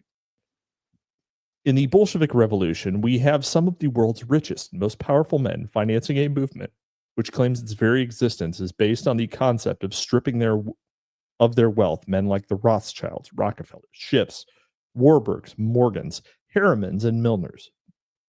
But obviously, these men have no fear of international communism. It is only logical to assume that if they financed it and do not fear it, it must be because they control it. Can there be any other explanation that makes sense? Remember that for over 150 years, yes, there are plenty of other explanations that could make sense. That for over 150 years, it has been standard operating procedure of the Rothschilds and their allies to control both sides of every conflict. You must have standard operating procedure, almost something that was governed by a set of protocols. Protocols. Just a bunch of protocols. It's like the first time you hear the Jaws, the dum dum, or it's like it's the Law and Order. It's the Law and Order vault. Yes. Dun, yes. Dun. Yeah. For Rothschilds and their allies to control both sides of every conflict. You must have an enemy if you are going to collect from the king. The East-West balance of power politics is used as one of the main excuses of the socialization of America. Although it was not their main purpose, by nationalization of Russia, the insiders bought themselves an enormous piece of real estate, complete with mineral rights, for somewhere between 300 and 400 million. Goodbye. Lord Alfred Milner, wealthy Englishman and frontman for the Rothschilds, served as a paymaster for the international bankers in Petrograd during the Bolshevik Revolution. Milner later headed secret society known as the Round Table, which was dedicated to establishing a world government whereby a clique of super rich financiers would control the world under the guise of socialism. The American subsidiary of this conspiracy is called the Council on Foreign Relations and was started by and is still controlled by leftist international bankers. Mr. Milner, let's measure the ratio of that nose. Yeah, I don't know. That's he's getting terrifying though. Like he does. He do be one of them nibbas that gets more sinister the closer you get. That's right. Oops. Let's see here. According to his grandson, John, Jacob Schiff, longtime associates of the Rothschild, financed the communist revolution in Russia to the tune of $20 million. According to a report on file with the State Department, his firm, Kuhn, Loeb & Co., bankrolled the first 5-year plan for Stalin. Schiff's partner and relative, Paul Warburg, engineered the establishment of the Federal Reserve System while on the Kuhn Loeb payroll. Schiff's descendants are in the Council on Foreign Relations today. This man... less sinister. Less sinister. It's true. It's much smaller in proportion to the eyes. That's right.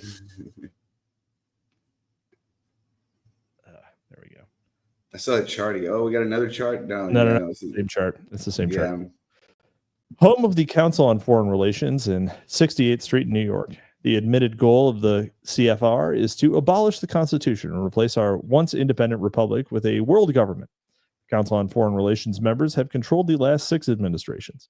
Richard Nixon has been a member and has appointed at least 100 Council on Foreign Relations members to high positions in his administration. We can only it is a little weird that Gary Allen is a Nixon hater. Why? It's a little weird. Well, it's just based on the time period and overall. See, this is like one of the God. Nixon was like Nixon had uptaken some conservative beliefs, but like he was only doing it. Oh man, like there are definite ways where the narrative that's being given here crosses with the Nixonite narrative in ways that seem inobtrusive, but like cross these people's live wires and cause them to pull knives out. You know, they're treading on ideology. Like the differences between these people and the Nixonites is vanishingly small, but they hate each other. Fair enough. We can only theorize on the manner in which Moscow was controlled from New York, London, and Paris. Undoubtedly, what? Theorize. Isn't this book? Never mind. Yeah. We can only guess at any of this. Yes. Undoubtedly, much of the control is economic, but certainly the international bankers have an enforcer arm within Russia to keep the Soviet leaders in line. The organization may be SMERSH, the International Communist Murder Organization, described in testimony before congressional committees, and by Ian Fleming in his James Bond. I was literally about to be like, dude, could you imagine whipping out Octopussy the novel in a congressional hearing? Well, according to this documentary, for although the Bond novels were wildly imaginative, Fleming had been in British Navy intelligence, maintained excellent intelligence contacts around the world, and was reputedly a keen student of the international conspiracy. We do know this, however. A click of he literally just like this whole why did you write this paragraph and then include it in the published version? What the fuck? We do know this, however. A clique of American financiers not only helped to establish communism in Russia, but has striven mightily ever since to keep it alive. Ever since 1918, this clique has been engaged in transferring money and, probably more importantly, technical information to the Soviet Union. This is made abundantly clear in the 3-volume History of Western Technology and Soviet Economic Development by scholar Anthony Sutton of Stanford University's Hoover Institution on War, Revolution, and Peace. Using, for the most part, official State Department documents, Sutton shows conclusively that virtually everything the Soviets possess has been acquired from the West. It is not much of an exaggeration to say that the USSR was made in the USA. The landscape patterns, unable to refute Sutton's monumental scholarship, simply paint him out of the picture. That's probably an interesting read. I'd believe it. I mean, the amount of foreign aid that went into the Soviet Union during the entirety of its existence was significant. It was a lie. What? It was a lie. I mean, we undoubtedly industrialized them. During World War II, like we were. We were doing a lot for them in the First World War II. Sort of by extension, because of all that credit we were extending to the British, who were then turning around and extending it to the Russians. But the reason there was I can't imagine what the maybe there's some sort of link. Man, the man in back is here to shout. You can go ahead and say it. I'm not going to say it. But anyway, so this is actually one of the things that really one of the effect here that's being explored that creates the post-World War I environment is because, there's a lot of there's a lot of American origin investment going into Russia. It's usually mediated through a British or French bank, which was self-consciously designed, because the British loaned out money to the Russians on less favorable terms than they got it from the Americans. And that's just that just do be how shit goes. But so it is true that the eventual financial plan, like the crystal palace on which this whole financing structure rested, was based on, first of all, everybody's ability to pay everything that they owe eventually, which is sort of insane when you think about it. But the other one is that subcrediting Russian banks is going to be the mechanism by which the British banks are able to pay off some of the debt that the Americans have extended them. So does that make sense? Yeah. And so this is one of the reasons why in the post World War I world, the Russians got fucked so hard in World War I. They got fucked turbo hard. They were the butt of everybody's joke in World War I. And this is why there's Germany there's increasing pressure on Germany to produce payments. All this fucking shit going on in Russia. Of course, the British ended up not being able to it's all a mess. And this is one of these things where you can find just about any narrative anywhere you want to in any of this, and it's probably not true. But this is a very thin path through a very thick subject. I definitely agree. It's clearly has to have some influence, but there's also anyway. All right. At Versailles, this same clique carved up Europe and set the stage for World War II. As Lord Curzon commented, "It is not a peace treaty, it is simply a break in hostilities." In 1933, the same insiders pushed FDR into recognizing the Soviet Union, thus saving it from financial collapse, while at the same time they were underwriting huge loans on both sides of the Atlantic for the new regime of Adolf Hitler. In so doing, they assisted greatly in setting the stage for World War II and the events that followed. Just to imagine American bankers sitting with a Stalin doll and a Hitler doll and pushing them together and be like, now kiss. Now kiss. Now kiss. Yeah. Yeah. Let's see. In so doing, they assisted greatly in setting the stage for World War II and the events that followed. In 1941, the same insiders rushed to the aid of our noble ally Stalin after his break with Hitler. In 1943, these same insiders marched off to Tehran Conference and proceeded to start the carving up of Europe after the Second Great War to End War. Again at Yalta and Potsdam in 1945, they established the China policy, later summarized by Owen Lattimore. The problem was how to allow them, China, to fall without making it look like the United States had pushed them. The facts are inescapable. In one country after another, communism has been imposed on the local population from the top down. The most prominent forces for the imposition of that tyranny came from the United States and Great Britain. Here is a charge that no American enjoys making, but the facts lead to no other possible conclusion. We can't come up with anything to say. We can't come up with anything to do but blame white Americans. Yes, I can. The United States and Britain, not these specific people I've pointed out who all share a certain thing in common. Yeah. Yes. Here's a charge that no American enjoys making, but the facts lead to no other possible conclusion. Really? Yeah. The idea that communism is a movement of the downtrodden masses is a fraud. So he's saying that if you disagree with him here and propose another conclusion, the only other argument is that communism is a movement of the downtrodden masses, and that is a fraud. Yeah. Certainly. It cannot possibly be. There could be, as World Art says, the Anglosphere did this, there could be Anglospheres anywhere. I've never been. Yeah, you know what's funny though? I've never been to this global zeitgeist before. You know what's funny though? You never see any Anglospheres driving around on a Saturday. I sure don't. Sure don't.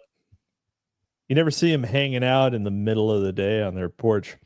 Anyway, none of the foregoing makes sense if communism really is what the communists and the establishment tell us it is. But communism is an arm of a bigger conspiracy to control the world by power-mad billionaires and brilliant but ruthless academicians who have shown them how to use their power. It all becomes perfectly logical. It is at this point we should again make it clear that this conspiracy is not made up solely of bankers and international cartelists, but includes every field of human endeavor, starting with Voltaire and Adam Weishaupt, and running through John Ruskin, Sidney Webb, Nicholas Murray Butler, and on to the present with Henry Kissinger and John Kenneth Galbraith. Can we get some early life checks? How did he frag Ruskin? I mean, I'm sure, actually, should also point out, this is all unqualified reservations material here. Yeah. It has always been the scholar looking for avenues of power. Hold on, here we go. This is basically a quote. It has always been the scholar looking for avenues of power who has shown the sons of the very powerful how their wealth could be used to rule the world. As might as well be Yarvin. You're right, exactly. It's like there's several times here where like this is the Yarvin narrative, and you notice Yarvin also doesn't complain about any Anglospheres. There's no Anglospheres driving around on Saturday. I don't understand it, you know? Yep. We cannot stress too greatly the importance of the reader keeping in mind that this book is discussing only one segment of the conspiracy, certain international bankers. Other equally important segments which work to foment labor, religious, and racial strife in order to promote socialism have been described in numerous other books.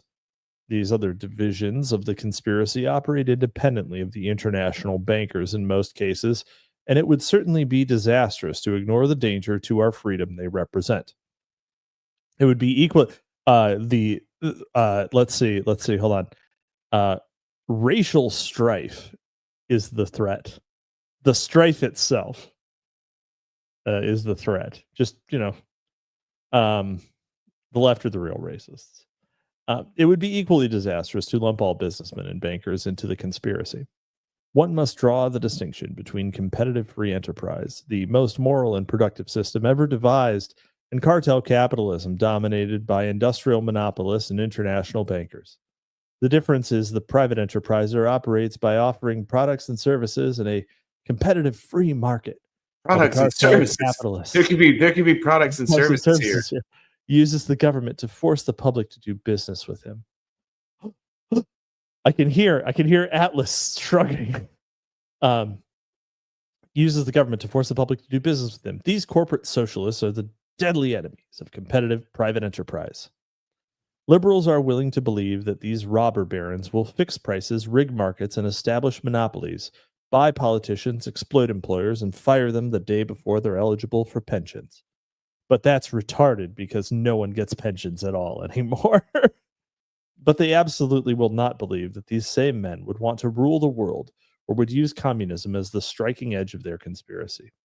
When one discusses the machinations of these men, liberals usually respond by saying, "But don't you think they mean well?" However, if you think with logic, reason, and precision in the field and try to expose these power seekers, the establishment's mass media will accuse you of being a dangerous paranoid who is dividing our people. In every other area, of course, they encourage dissent by being healthy in a democracy. So, establishing the establishment. Establishing the establishment. I'm an anti-establishment. I'm an anti-disestablishmentarianizer. You're against the destruction of the establishment. Yeah. So, yeah. Let's see. I wonder. I actually don't know the historic context. I don't know the actual historical context for anti-disestablishmentarianism. I don't either. I just know it because it's a long word. Yeah, it's exactly the same reason I know it. Gabe over here, I don't understand where the chat has descended into violence and total chaos and unspeakable dogs and cats living together. Gabe says something to the effect of the last known Anglo, and I have no idea how to pronounce that. Au pair. au pair was Lana Del Rey. I don't know what that means. We simply don't know how to make them anymore. He doesn't know what an au pair is. I don't either. An au pair is just a young woman who lives with you. Wait, there's a word for that? No, an au pair is like an international exchange nanny who basically comes to live with your family in exchange for room and board and cultural enrichment. Oh, there's a word for that. Traditionally, they were young French. Traditionally, they were young French women, and now they're like the au pair program kind of exists, for others of lower quality in general. And so, we need to go back to giving it to French bitches. Yeah, except the problem is that you order a French and you get an Algerian. Gabe says it's like a mommy girlfriend, but she's a teenager. Y'all need to stop. Gabe's first language is not English, and I'm not sure which one it is or if it's on the list. That's so awful. That's the worst image that's slammed into my brain all day. Thank you, Gabe. Man, if you could get jungle Asian au pairs, that would be an improvement over what I've seen recently. So no, I mean, I just like this idea. We all those people who were talking about the United States getting flooded with hot Ukrainian women, that never happened. This is those shitty. We didn't even get hot Ukrainian refugee women out of the war. It's what the hell, just can't get anything right. Yeah. Yep.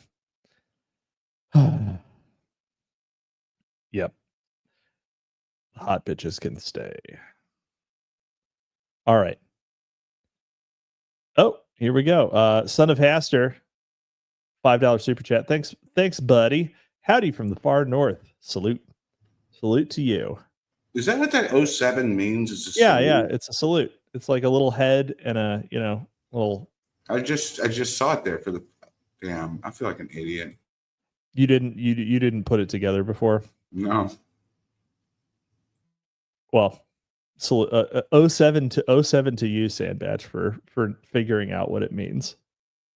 Woodpile says, "Hey, I saw like 3 families of Russian-sounding people at Costco yesterday. Those could be anything. That could have been Gabe. That was probably fucking Gabe, to be honest. All the Slavic people sound the same unless they're standing right next to each other, and then you can tell the difference." Beautiful.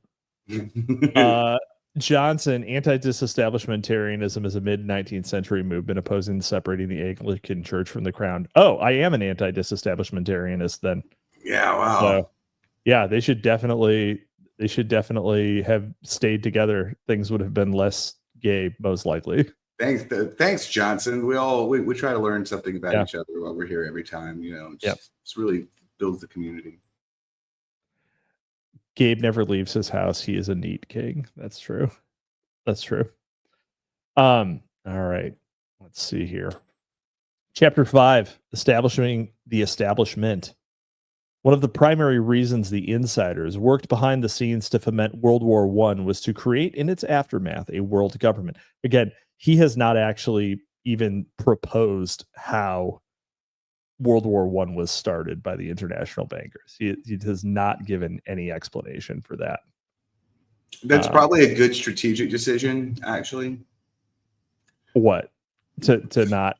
Yeah, because man, that is the historiographical battle of the Somme. It's probably the most violent political. It's like the only 2 things that are as controversial as wading into the historiography of that subject are Holocaust bean counting and talking about the cause of the American Civil War. Those are like the 3 most brutally defended narratives. My favorite 2 explanations for what caused World War I are Tsar Nicholas thought that a telegram was beneath him. That was totally going on. Literally, we on break, but Slavs. Mm-hmm. And the other is So people be retarded like that. like no explanation. Is just like everyone made the worst possible decision. Like everyone figured out the best line of action and then did the inverse. There is some truth to both of those. I know, but I like them as the it's like it all happens. Total explanation. Yeah, the total explanation. It is like there's another one of these moments where the guy who is von Moltke, the German General von Moltke, who was running the German mobilization, the Kaiser was on a train with him and tried to call it off, and he just refused. He's like, because Germans are just fucking like that. It's like, no, you don't understand. We've already pulled the lever. We can't actually unpull the lever. I cannot. Yeah. You cannot unpull the lever. They totally could. You know? Unpulling the lever would require undoing a previously mechanically initiated process. Yes, exactly. All right. One of the primary reasons the insiders worked behind the scenes to foment World War I was to create in its aftermath a world government. If you wish to establish national monopolies, you must control national governments. If you wish to establish international monopolies or cartels, you must control a world government. After the armistice on November 11th, 1918, Woodrow Wilson and his alter ego, Colonel House, the ever-present frontman for the insiders, every single time he mentions Colonel House, he says Woodrow Wilson's alter ego. Right, yeah. Like you got to say the whole thing. It's like, my name is a pimp named Slickback. Gabe the Younger, von Moltke, the Younger. That's Younger. No, that's not. Yeah. I think that is it, actually. But anyway, okay. All right. Fuck Germany. Oh, here we go. Wasn't one of the tales basically that someone said something that made the Tsar think he was implying he was too weak to go to war and did it just to spite him? Yeah. It's just all of the explanations are dumb.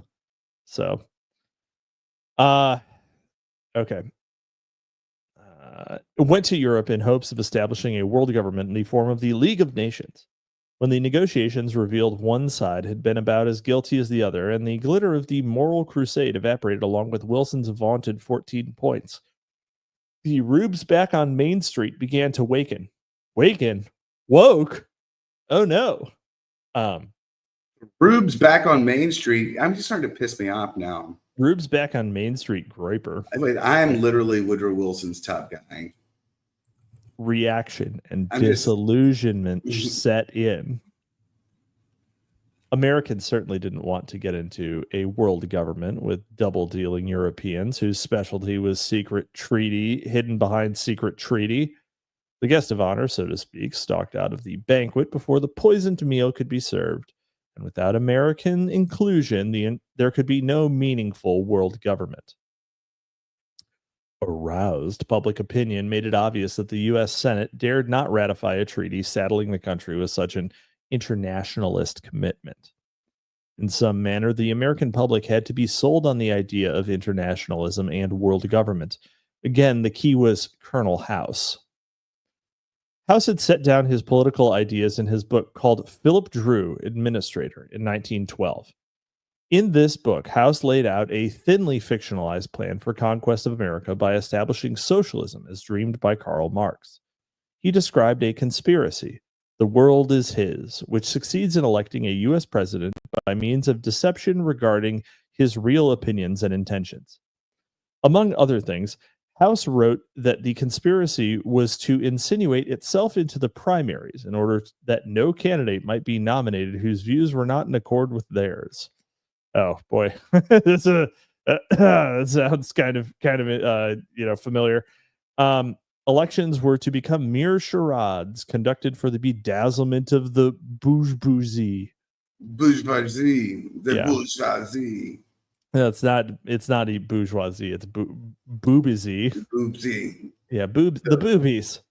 The idea was to use both the Democrat and Republican parties as instruments to promote world government.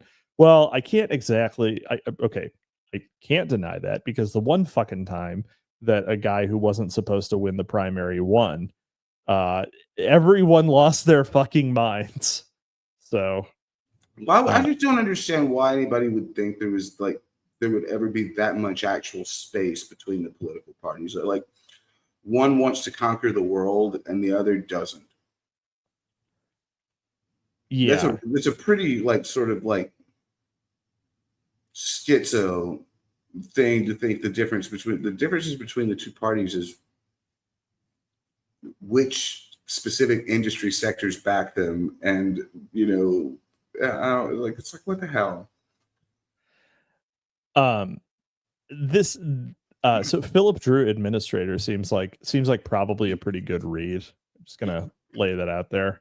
I've been thinking that too. I'll probably buy a copy of that. It kind of reminds me of Oral Colnye's War Against the West, which I learned about, which I heard about literally for the first time when informed by our good friend and treasured mutual Raging Mandrill, which essentially was the entire plan for World War II, which was laid out and published before World War II. So that one there's some pretty damning evidence. But yeah. Stop Hammer Time says Sandbatch rapping rage lyrics to Yenta Barista Droiper. That one got a retweet. And then Gabe says Sandbatch crying in sincerity to Infinite Jest Droiper. Womp womp. Yep. We're gonna do it. Stop Hammer Time is Hambros. Library of Mass Destruction would like to introduce its third title, Infinite Jest. Absolutely not. Absolutely, it's not the length; it's that we don't do fiction. Right. Yeah. So let's see. In 1919, House met in Paris with members of a British secret society called the Round Table in order to form an organization whose job it would be to propagandize the citizens of America, England, and Western Europe on the glories of world government. The big selling point, of course, was peace. The part about the insiders establishing a world dictatorship quite naturally was left out. The Round Table organization in England grew out of the lifelong dream of gold and diamond magnate Cecil Rhodes for a new world order. Rhodes's biographer, Sarah Millen, was a little more direct. As she put it, the government of the world was Rhodes' simple desire. Quigley notes, in the middle 1890s, Rhodes had a personal income of at least £1 million sterling a year, then about $5 million. Which he spent so freely for his mysterious purposes that he was usually overdrawn on his account. Cecil Rhodes' commitment to a conspiracy to establish world government was set down in a series of wills described by Frank Adeloit. Yeah, let's go with that. In his book, Americans Rhodes Scholarships, Adeloit writes, the 7 wills, which Cecil Rhodes made between the ages of 24 and 46, Rhodes died at age 48, constitute a kind of spiritual autobiography. Best known are the first, the Secret Society will, and the last, which established the Rhodes Scholarships. In his first will, Rhodes states his aim still more specifically, the extension of British rule throughout the world. The foundation of so great a power is to hereafter render wars impossible and promote the interests of humanity. The Confession of Faith enlarges upon these ideas. The model for this proposed secret society was the Society of Jesus, though he mentions also the Masons. He'll just take whatever you got. It's the Masons. It's not the Masons or the. Hey, you got some Jesuit in my Mason. Hey, you got some Mason in my Jesuit, Oh no. It's Reese's cup. Yeah. Everything is here. The gang's all here. Now kiss. It should be noted that the originator of this type of secret society was Adam Weishaupt, the monster who founded the Order of Illuminati on May 1st, 1776, for the purpose of conspiracy to control the world. Okay, The Masons were founded no later than 1717. But the role of Weishaupt. This is the Bavarian Illuminati. Oh yes, my God. Correct. There's so much going on there. Like, for the purposes of conspiracy to control the world. The role of Weishaupt's Illuminists in such horrors as the Reign of Terror is unquestioned, and the techniques of the Illuminati have long been recognized as a model for communist methodology. Weishaupt also used the structure of the Society of Jesus, the Jesuits, as his model and rewrote his code in Masonic terms. Adeloit continues, in 1888, Rhodes made his third will, leaving everything to Lord Rothschild, his financier in mining enterprises, with an accompanying letter enclosing the written manner discussed between us. This, one surmises, consists of the first will and the confession of faith, since in a postscript Rhodes says, in considering questions suggested, take constitution of the Jesuits if obtainable. Oh, so he literally hadn't even seen it? Like, it should be pretty easy to get. It's not secret. Anyway. The Jesuit part of the conspiracy is the part that I'm involved in, which is why I too get suspiciously silent when the Jesuits are mentioned. Let's see. Sloppy Joe Stalin. What the hell are the Shriners anyway? The Shriners are a dependent body to the Masons, so every Shriner is a third-degree Master Mason. At which point they join the shrine, and then have they do their own shrine stuff, which includes funding the Shriners hospital system and running parades and circuses usually. So yeah, they have a ton of fucking money. Circuses, yeah. The Shriners Circus is most large cities have a Shriners Circus. That I've never been to a circus. Ever? You've never been to a circus? No. Oh, that's like an American tradition. Circuses are the best. Yeah. I've never been to the fair either. Oh man, you definitely need to go to you need to go to like a state fair. Do you know where I'm from? Louisiana. Think about this. What's the Louisiana State Fair? Mardi Gras?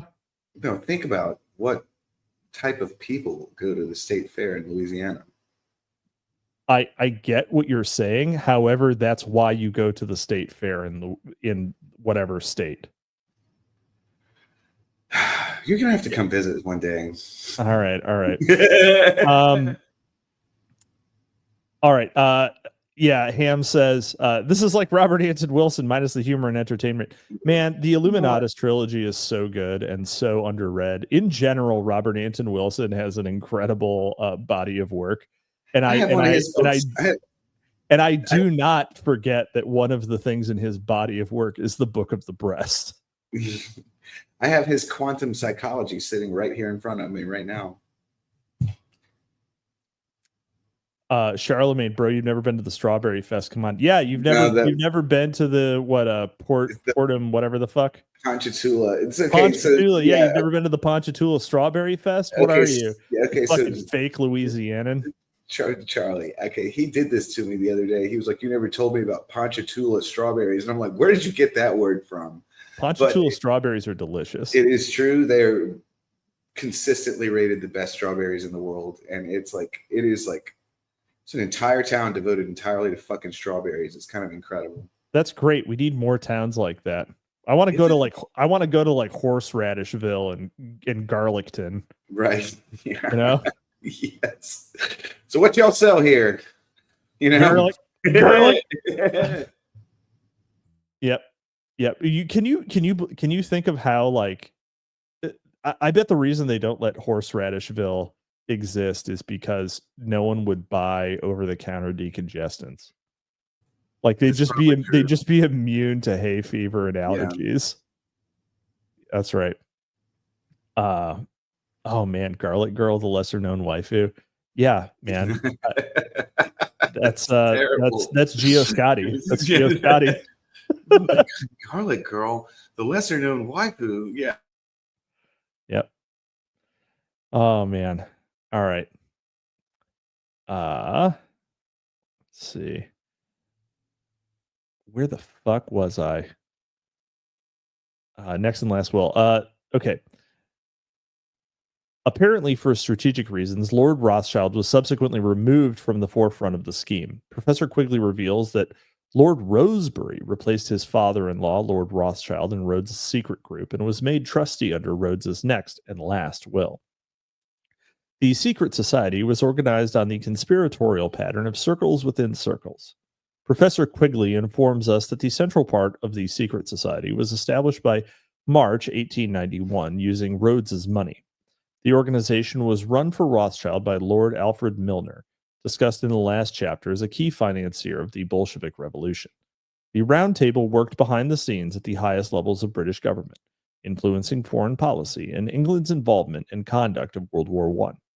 According to Professor Quigley, at the end of the war in 1914, it became clear that the organization of this system, the Round Table Group, had to be greatly extended. Once again, the task was entrusted to Lionel Curtis, who established in England and each dominion a front organization to the existing Round Table Group. This front organization, called the Royal Institute of International Affairs, had its nucleus in each area of the existing submerged Round Table Group. In New York, it was known as the Council on Foreign Relations and was a front for J.P. Morgan and Company in association with the very small American Round Table Group. The American organizers were dominated by the large number of Morgan experts who had gone to the Paris Peace Conference and there became close friends with the similar group of English experts which had been recruited by the Milner Group. In fact, the original plans for the Royal Institute of International Affairs and the Council on Foreign Relations were drawn up in Paris.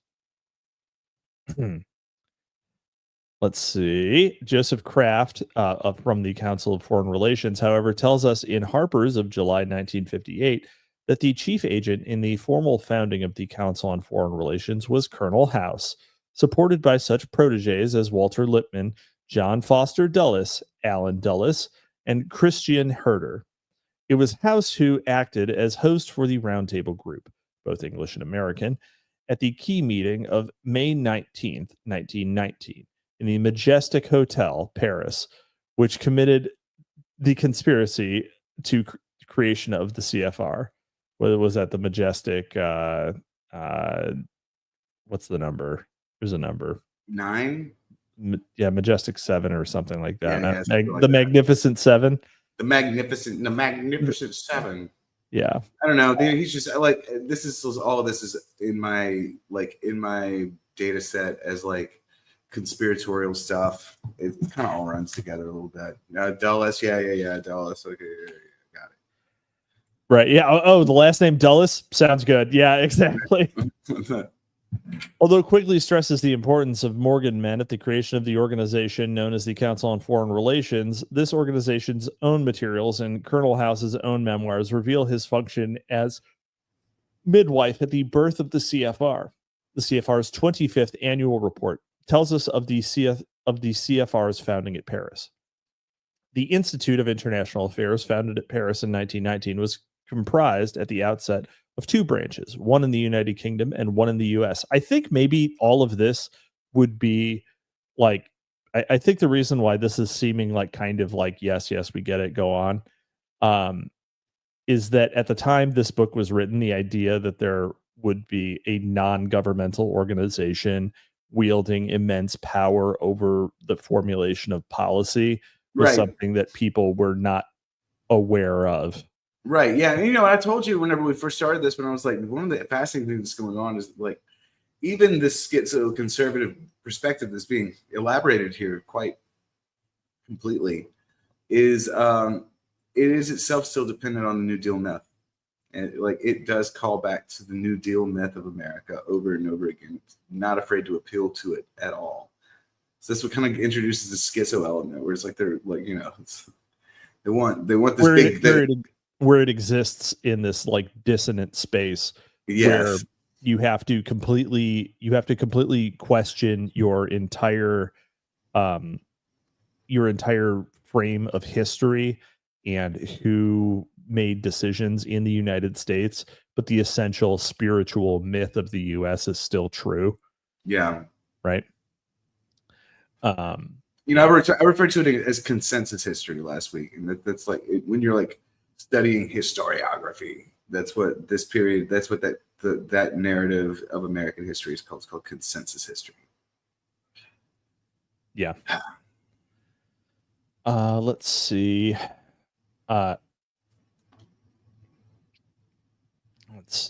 Later, the plan was changed to create an ostensible autonomy because it seemed unwise to set up a single institute with branches. It had to be made to appear the CFR in America, the RIIA in Britain were really independent bodies, lest the American public become aware that the CFR was in fact a subsidiary of the Roundtable Group and react in patriotic fury.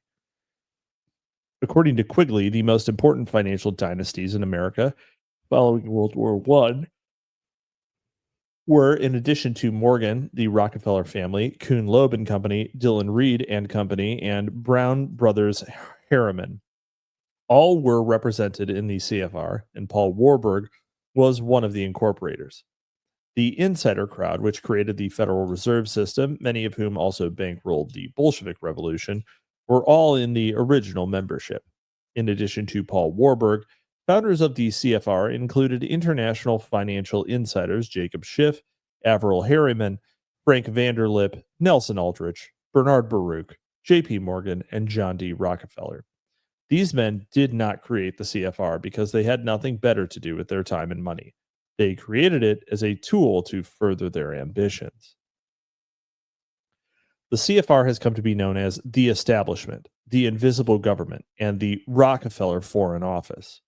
This semi-secret organization unquestionably has become the most influential group in America.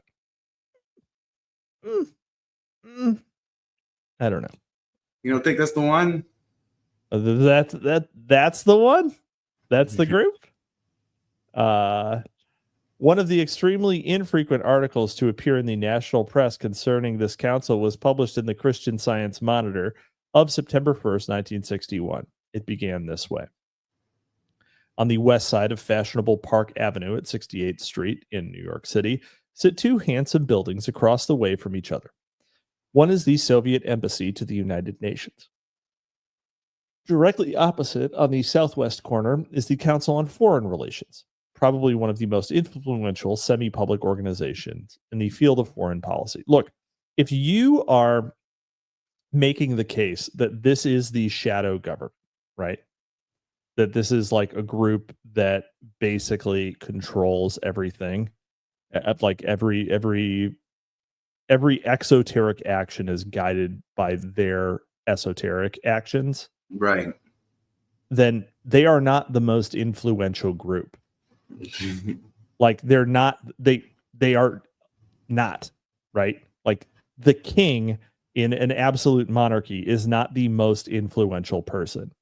The most influential person is whoever is controlling the sovereign. Yeah, people actually don't. If the CFR, if we're to take Gary, if we're to take Mr. Allen at his word here, right?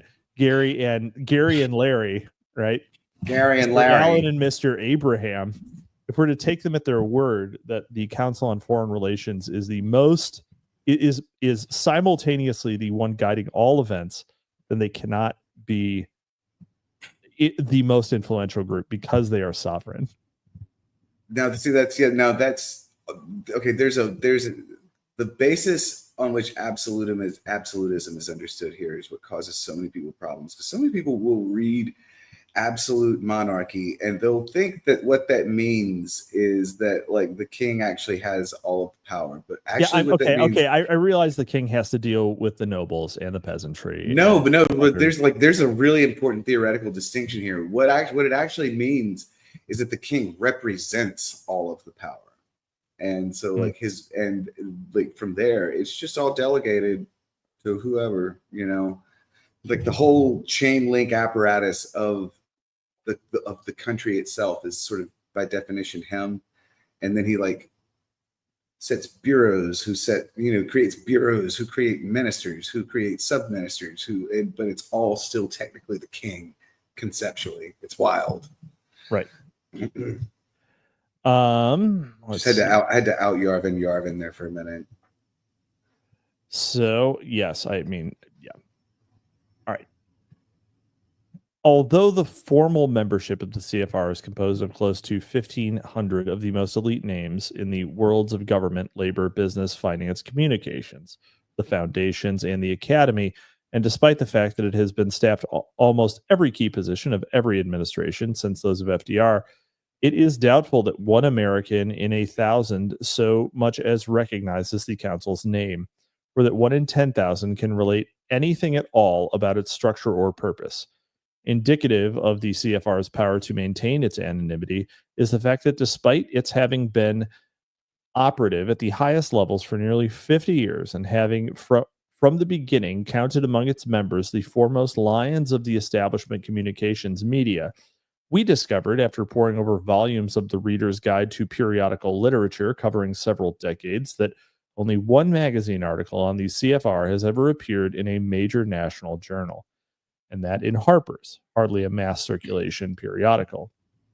Similarly, only a handful of articles on the council have appeared in the nation's great newspapers. Such anonymity at that level can hardly be a matter of mere chance. So what do you think? Wait, what do you think about the Council on Foreign Relations? It's a fucking feeder. Yeah, like what do you like? What are your general impressions of them? I'm just curious. My general impressions is that it's a prestige. It's an organization that vets and feeds people for like the regime. Right. Okay. Yeah. Just like Rhodes scholarships, just like all the right. Like, it's real easy to tell. Like it's like if you're just looking at influence networks, it's really easy to tell. Like it doesn't require an elaborate explanation. Right. The thing about the CFR that always blows me away is that like when you read literature like this from the early 70s, it'll really build them up. And I found myself working one time for a member of the Council on Foreign Relations, and I was struck by the wide gulf, not the spirit. The spirit, they do capture the spirit more or less exactly right. But the wide gulf between things that the CFR does and what they're theorized to have done. I'm like, oh, this is just rich people bullshit. But they are like an aligned group that has some really disturbing ideological points. But I'm like, this dude of course. I mean, the thing is that so like this dude just makes business deals is basically all he did. Yeah, and they're huffing their own farts, right? And it is a social group. Social groups will here's the thing, like the idea that all of these rich people would do shit just for like say their economic benefit, like the only reason they would do things are for economic benefit, that is retarded. Yeah. Like people do things for all sorts of fucking reasons, right? Yeah, that are not associated with their direct economic outcomes. That's just your mental model of how people behave should not include they are like homo economicus. Yeah, I was gonna say that's literally homo economicus, which this guy is like, he's like, read John Locke, Yeah, and it's like, I mean, he mentioned Ludwig von Mises earlier in this book. Oh yeah, right? He did. And if you have read Mises, the one thing that Mises really wanted to drive home is that people take economic actions for reasons that are non-financial. Right. Like you cannot limit it to a financial understanding. And so like people at the Council on Foreign Relations, like, why do so many elite people have trans kids? Because they fucking psyop their kids. Right. They don't do it like in a DDD like sense. They do it because there are all sorts of social vectors for that shit. Right. And it is high status to like be the parent of a troon. And so it was, or presently still is. I don't know if that's going away or not. It might be fading. Yeah, it might be fading. Ooh, that's going to be a rough awakening. But that's how it is, and it's clearly not in their interest to do so, right? Except that they have all of these social incentives to do so. And so groups like these are based just as much on, some filter for ability, along with filters for other optimizations, like, well, we need a black woman, or we need, whatever. Some people have to be interesting, otherwise the external appearance of the group starts to look wrong.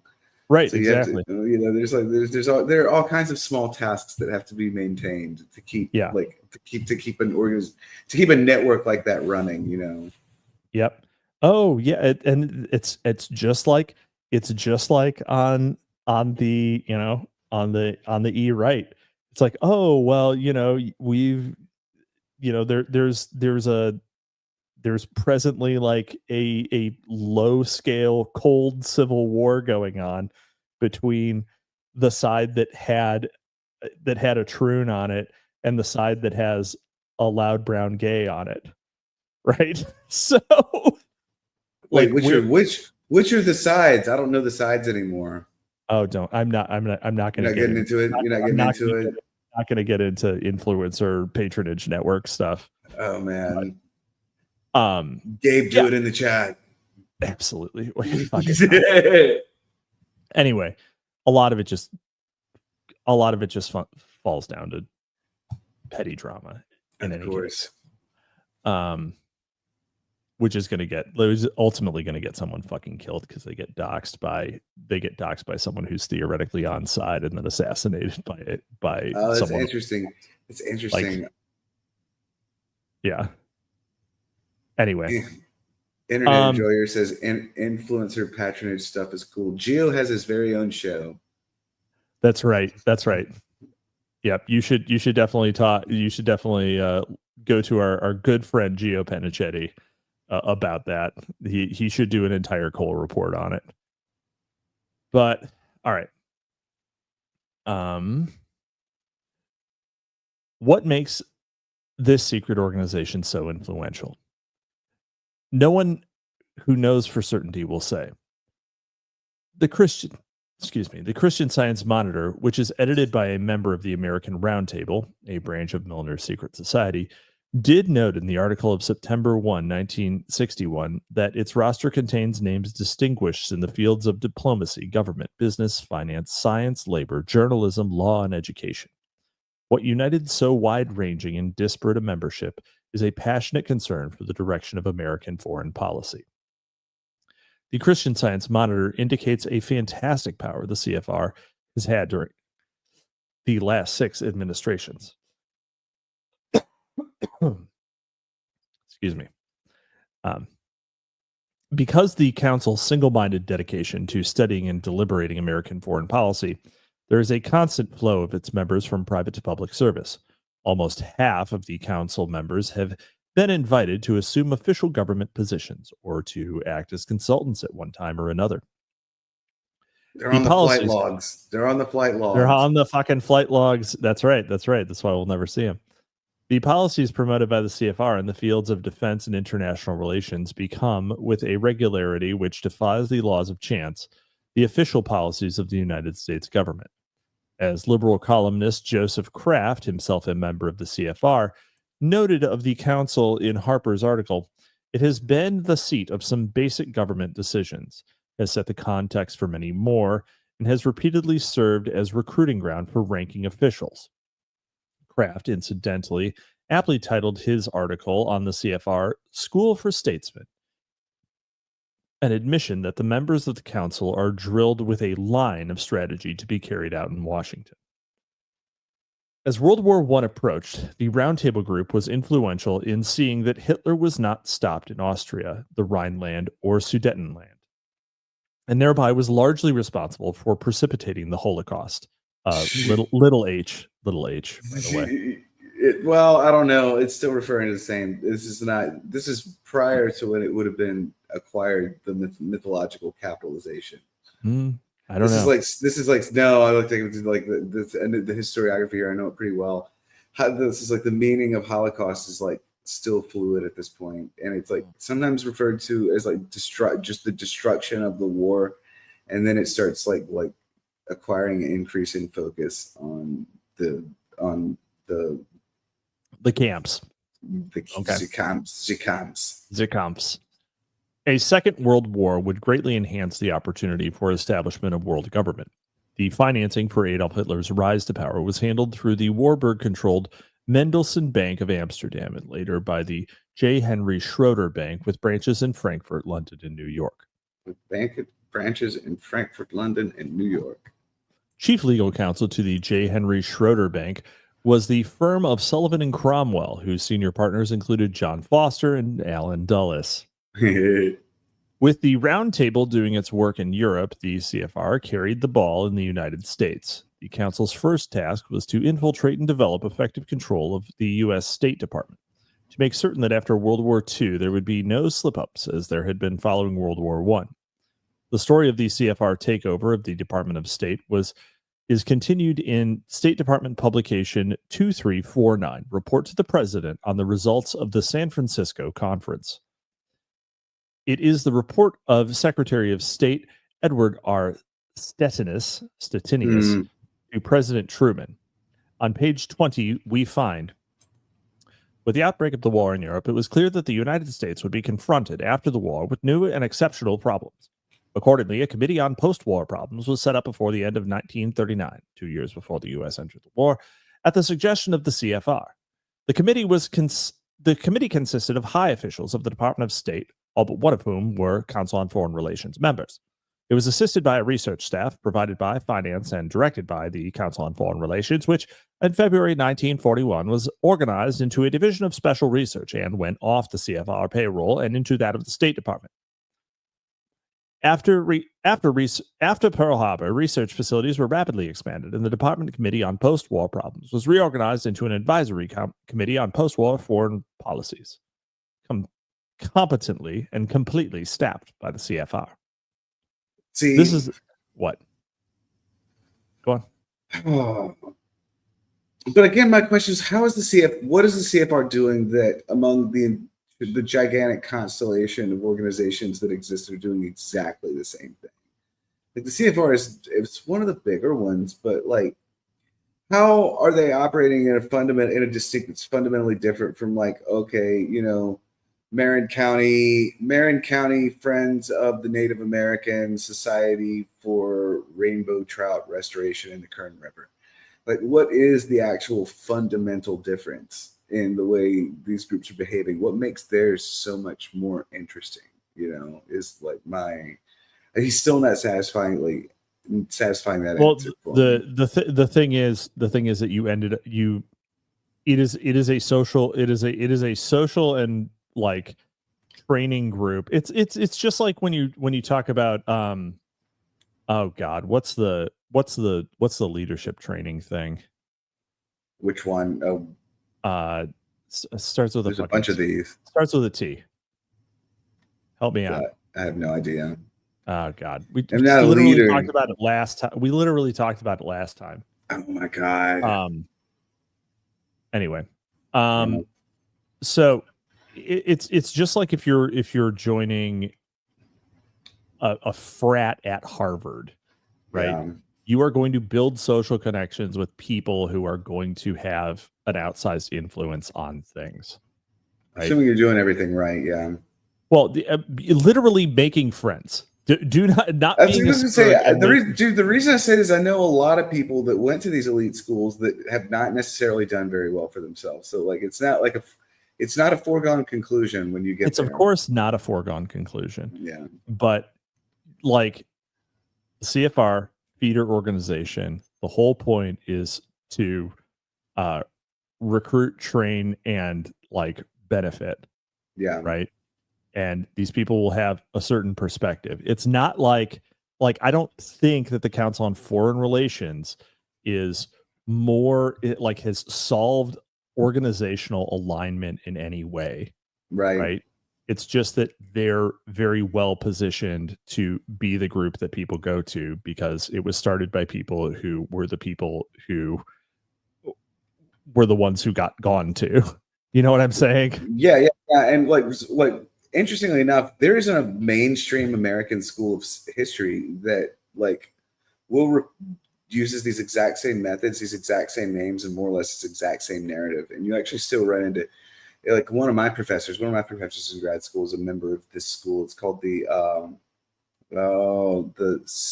organizational synthesis is the historiographical name for it. So the organizational synthesis historiography, or theory of social histories, or history of social movements.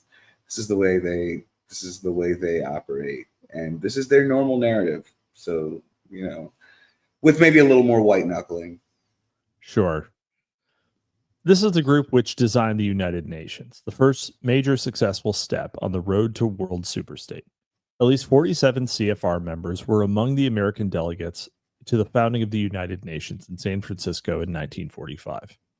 Members of the CFR group included Harold Stassen, John J. McCloy, Owen Lattimore, called by the Senate Internal Security Subcommittee a conscious, articulate instrument of the Soviet conspiracy, Alger Hiss, communist spy, Philip Jessup, Harry Dexter White, communist agent, Nelson Rockefeller, John Foster Dulles, John Carter Vincent, security risk, and Dean Acheson, just to make sure that the Communist Party members understood the importance of the UN establishment.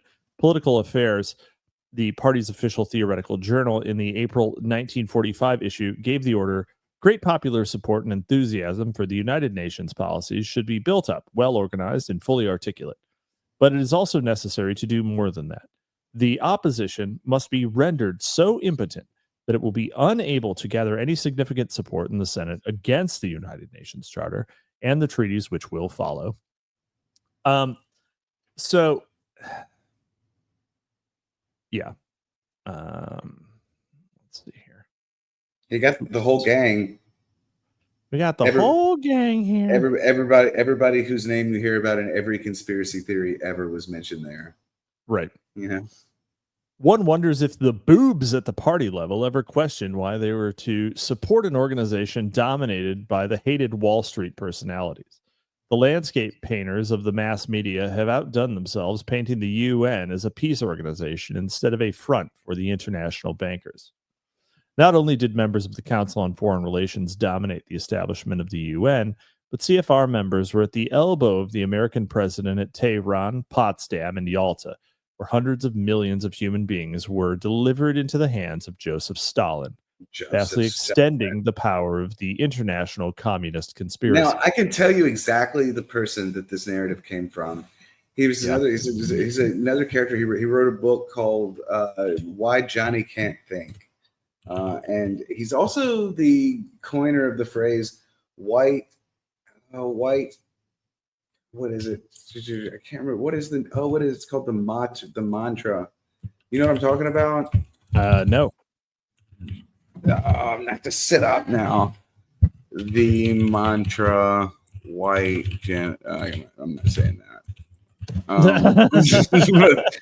Bob Whitaker. Yeah. And actually Bob Whitaker is, because I remembered it as I was typing. I had to type his name in I just had to jog my memory. Bob Whitaker was a guy that actually did counter Viet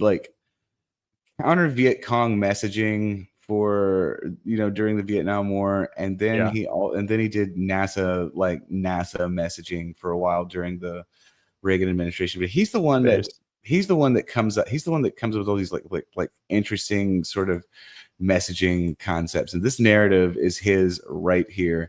Like I used to go to this guy's house and listen to him rant about this, and he would just like talk about selling the message that okay, what we did was deliver.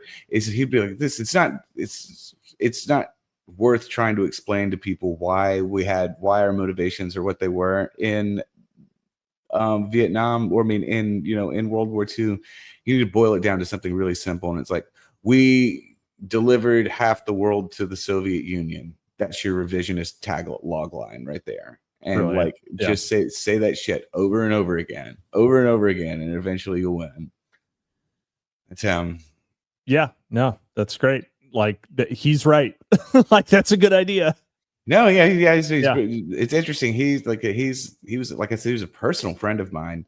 He wrote a book called Why Johnny Can't Think and another book called The New Right Papers. He was a political genius, but he's totally one of these guys, one of the guys that was involved in the gaggle of people that I knew that clustered around this book.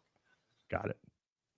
Administrative assistant to FDR during this time was a key member of the CFR named Lachlan Curry, subsequently identified by J. Edgar Hoover as a Soviet agent. Damn.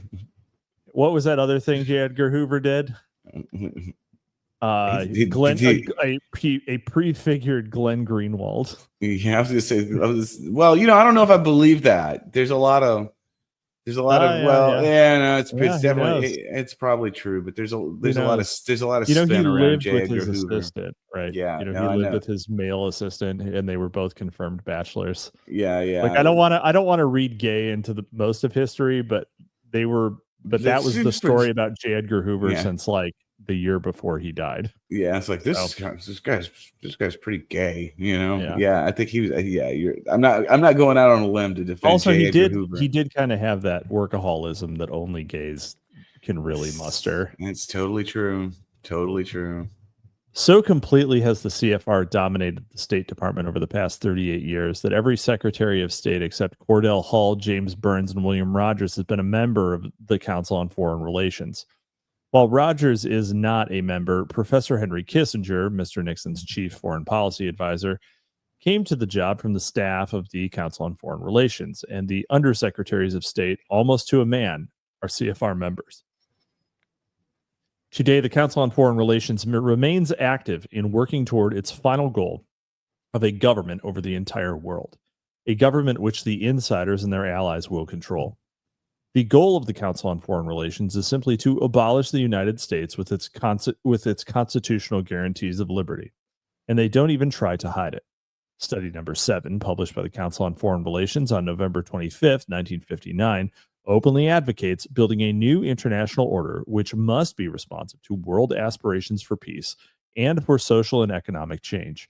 An international order, code word for world government, including states labeling themselves as socialist or communist.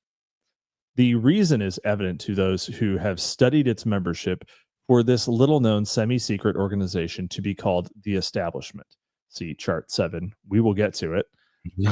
International banking organizations that currently have men in the CFR include Kuhn Loeb and Company, Lazard Frere, directly affiliated with Rothschild, Dillon Reed, Lehman Brothers, RIP, Goldman Sachs, Chase Manhattan, Morgan Guarantee Bank, Brown Brothers Harriman, First National City Brown Bank. Brothers. Yeah. Brown Brothers. Yep. Chemical Bank and Trust, and Manufacturers Hanover Trust Bank. I wonder how many of those are still in existence. Yeah, it's not many. It's few. It's Chase.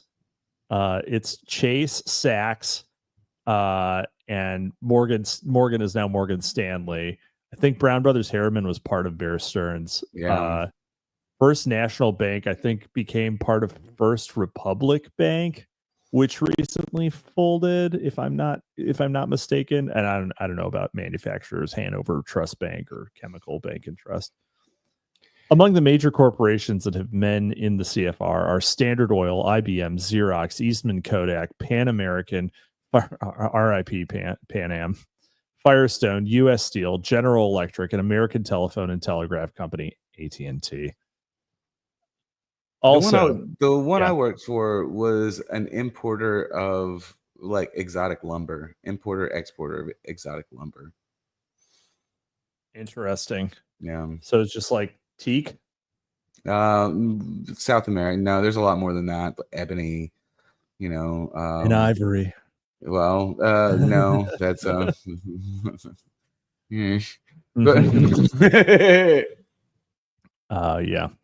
Among the major, also the CFR are men from such openly leftist organizations as the Fabian Socialist Americans for Democratic Action, the avowedly Socialist League for Industrial Democracy, formerly the Intercollegiate Socialist Society, and the United World Federalists, which openly advocates world government with the communists.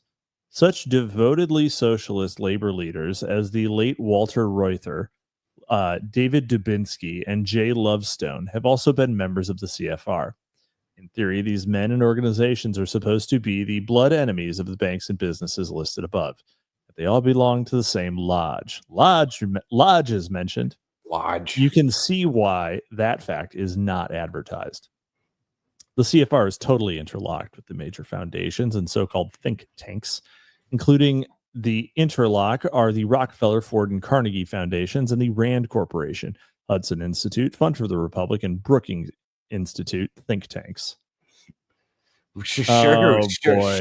Shirker says, I legit wonder how this book would have been written if Gary Allen understood that you could be a member of multiple patronage groups, and sometimes those groups have mutually exclusive objectives. Oh no. And oh dear, what are we looking at? So I want to Schiff, Loeb, Warburg, Vanderlip, Kuhn. So Shirker on this point, I think, I mean, I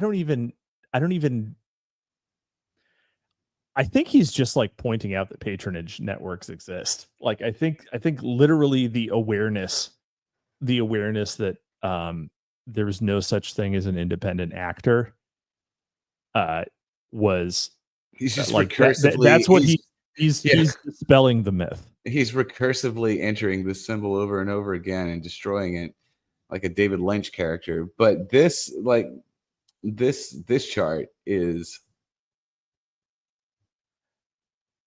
this is totally a good point.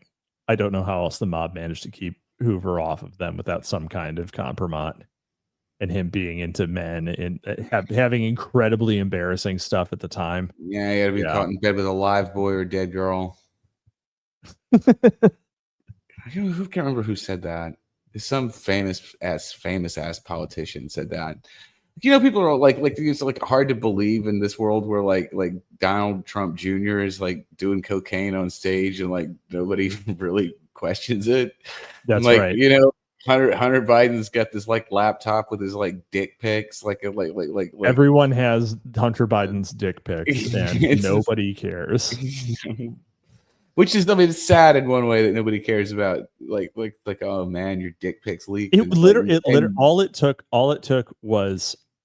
took was a man of history to beat the odds. Like they tried to play too cute. They put Trump. They made him win the nomination, and then he won.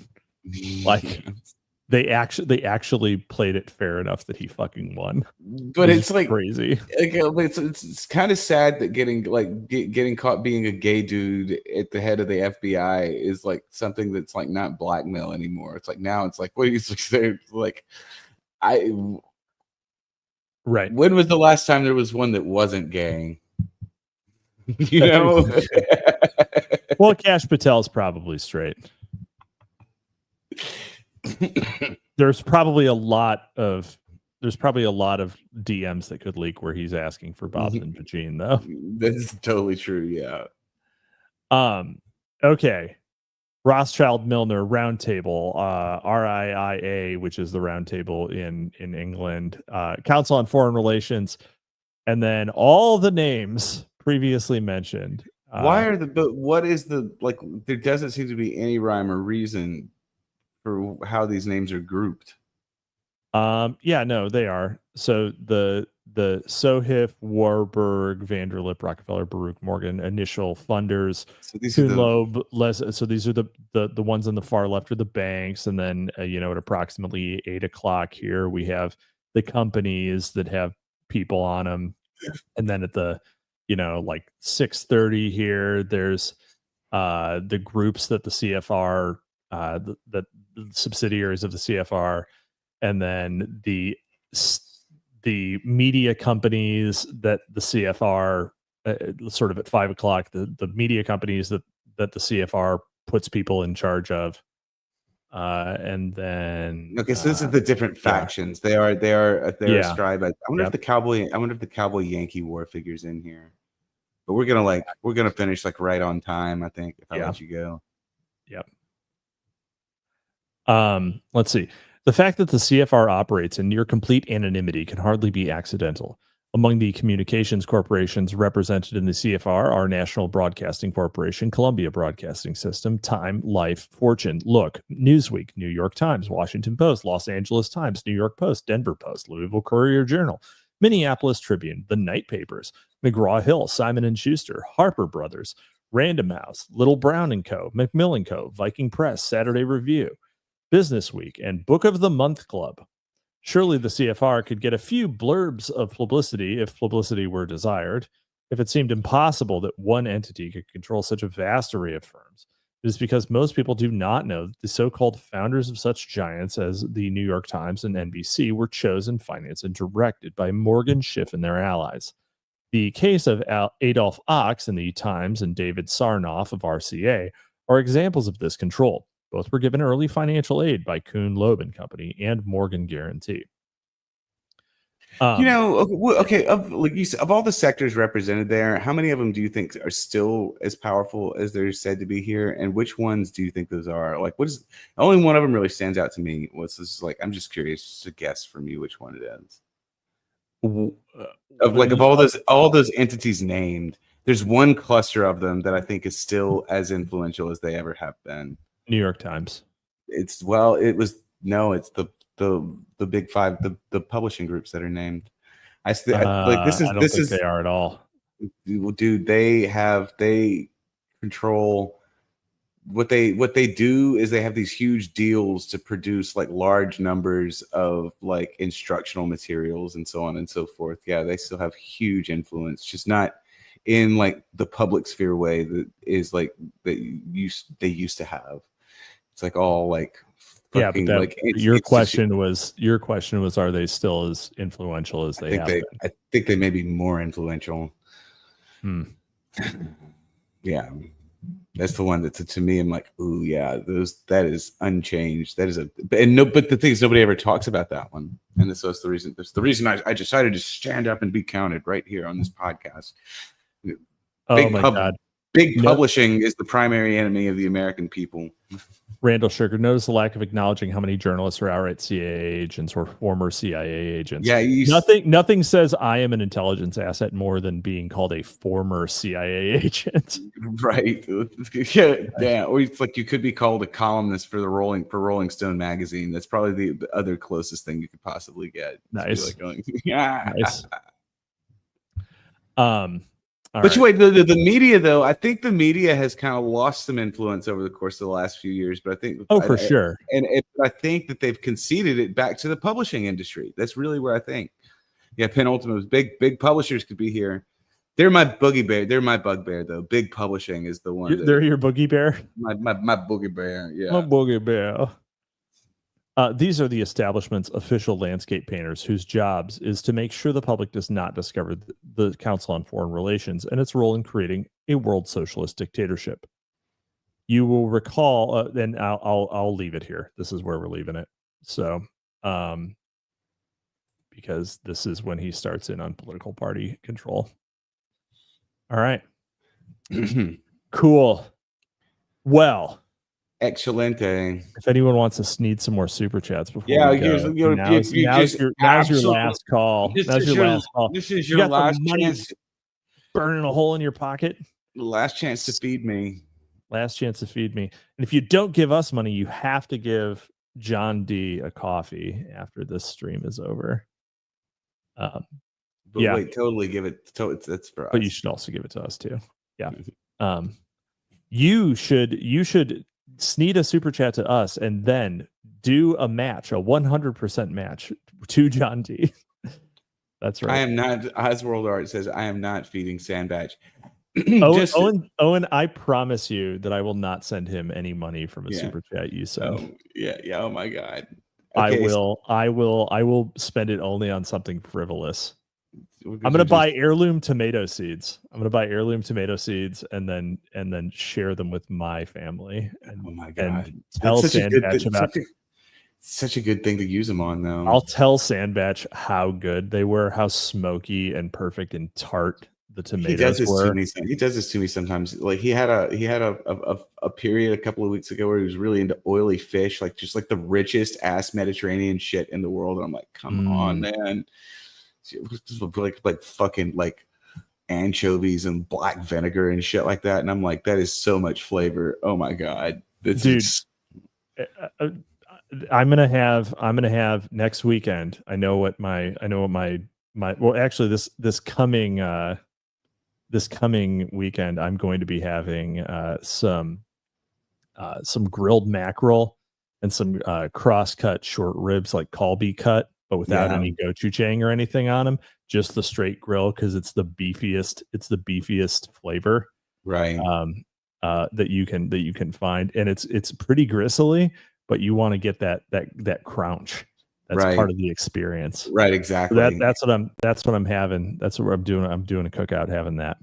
I love Randall Shirker, $2 here, half a thing of McNuggets. Thank you for the thank you for the net $1.40 after Google fucks us. I'm like the little I'm the little dancing monkey in the vest with the symbol, and I'm like, I just like sat down and like said, I'm tired, boss. I'm tired, boss. I need my McDouble. Boss, I'm tired. Entropy. We have an entropy. So theoretically, it's so just the problem is that it's current. I have to set up OBS. Yeah. In order to do this.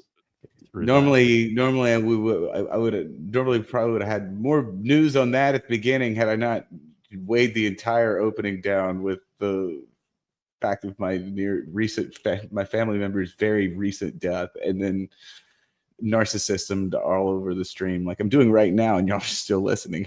Man, I'm sorry for your loss. Sorry for the loss. Yeah, that's and thanks for coming to work anyway. Thanks for coming to work anyway. The team really appreciates it. We're like a family here. We're really like a family. To think of ourselves more like an ecosystem and a kin group. I think of us as kind of like a manor bund. Yeah. I kind of think of us as sort of a found family, but not in the gay way. Not in the gay way. That's the kin thing. That's the leftist like the kin. Oh, my groups. kin, my folks with an X. Yes. Yeah. I'm spelling it this way so that you know that it's gay. It's pronounced. At least they're not underage. They're like, yeah. Oh fuck. Oh well. Can't wait to find out who controls the political parties. I feel like we might want to do the early life check on these. Many of these people are American, few are Czech, but all of them come from Prague. Yeah, right. Like I don't actually. I no food for Sandbatch. $5. No food for Sandbatch, but I enjoyed painting yesterday. Plein air painting is the best. Good night, gents. Thank you very much. Mr. He and Ham. He and Ham are just they're just awful to me. Awful to me. He gets ham and you get slamming. Bohemians could be here. Bohemians could be anywhere. La Boheme. They should have all died of tuberculosis. Oh man, I wish I'd have died of tuberculosis in the 19th century. You wish you would have died of tuberculosis in the 19th century? It would have been very fashionable. Just after issuing a small print publication of leopard-bound poems. 20 copies of poems bound in leopard skin, and then expiry of tuberculosis in a London opium den. Yeah. Oh, London, you do London. Oh, that's crazy. Not Paris. You wouldn't want to like waste away to nothing in Montmartre. No, Paris is too mainstream. I feel like you would have gotten along with Toulouse-Lautrec. I just want to acknowledge that. Toulouse-Lautrec, Sandbatch is really the modern Toulouse-Lautrec. I don't even know who that is. Oh, really? Who is it? Oh, he was a perverse French dwarf who would walk his lobster down the street. Okay, I know. Never mind. Okay. I do know who that is, actually. Okay, yeah. He's actually responsible for a lot of like pretty famous paintings, but he was sort of a multi-talented artist. So anyway, a figure of the demimonde. Yeah. In any case, we're going to call it. Thanks so much, everyone, for joining us. I am Capitalisimo, your host, and having joined me once again, I guess I should say, is Christopher Sandbatch. You can follow us on x.com. Sandbatch, is there anything you would like to shill? Dude, here comes the fucking outro. Y'all, okay, people have actually started paying for my Substack, which is cool. Y'all go to my Substack and pay for it. Dude, yesterday I cracked the top 100 rising Substack list. Dude, in the subject of history. Crack that rat. Yeah. So we were like, I didn't check. Oh, actually I have it pulled up right now. See if I'm on the leaderboard still. Oh, let's see. There. Okay, gotta click and go here. No, I'm off. He's off. It's your job. Y'all need to go subscribe to my bullshit. Get me back on the right 100 rising history publications. You know, I don't really talk about history. I've been publishing reviews of contemporary literature and you're falling off. You're falling off. That's what's happening. It's like, dude, okay, it's interesting. We're almost God, but it is interesting. The way Substack writing goes is non-fiction. I'll do like 3 or 4 non-fictions in a row and people get really excited, and then I'll like publish fiction. Nobody even clicks on it. But actually, it's my ratio is not as bad as other people's are, though. So, like, for those of you who do read my fucking bullshit poetry, thank you. And for those of you who don't, you can always join our team. All right. With that, we will see you next time on Library of Mass Destruction. You're discouraged from questioning and thinking critically. You must accept the word of the leaders. They make you feel guilty if you do question or argue. Your environment is often controlled, cutting you off from friends, family, school, previously held beliefs. They want you to become dependent, provide a poor diet, poor health care, little sleep, and long, exhausting hours of work to make you physically weak and lower your ability to think clearly. Subtly, your self-confidence gets undermined, and your self-image or sense of identity is changed. The leaders control channels of communication. They cut off or put down outside sources of information. Then they bombard you with what they want you to think. They use strong peer pressure, playing on your desire to be loved and accepted. The leaders may promise rewards if you obey them and punishment if you don't, but they alternate harshness and leniency in order to confuse you. The leaders manipulate language, giving special meanings to words that only insiders understand. This is to make you feel like you're part of a special, important, or elite group, and that outsiders are inferior, dangerous, or doomed.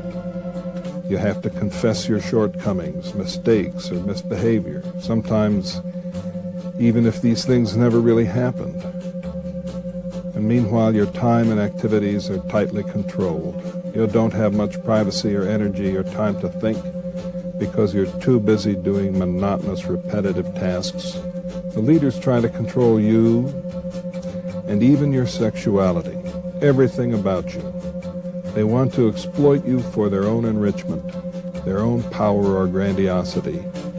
If they succeed, you will declare your loyalty unto its leaders, rejecting your old values and way of life. Without realizing it, you will have been changed into a person who is being controlled by a totalist cult.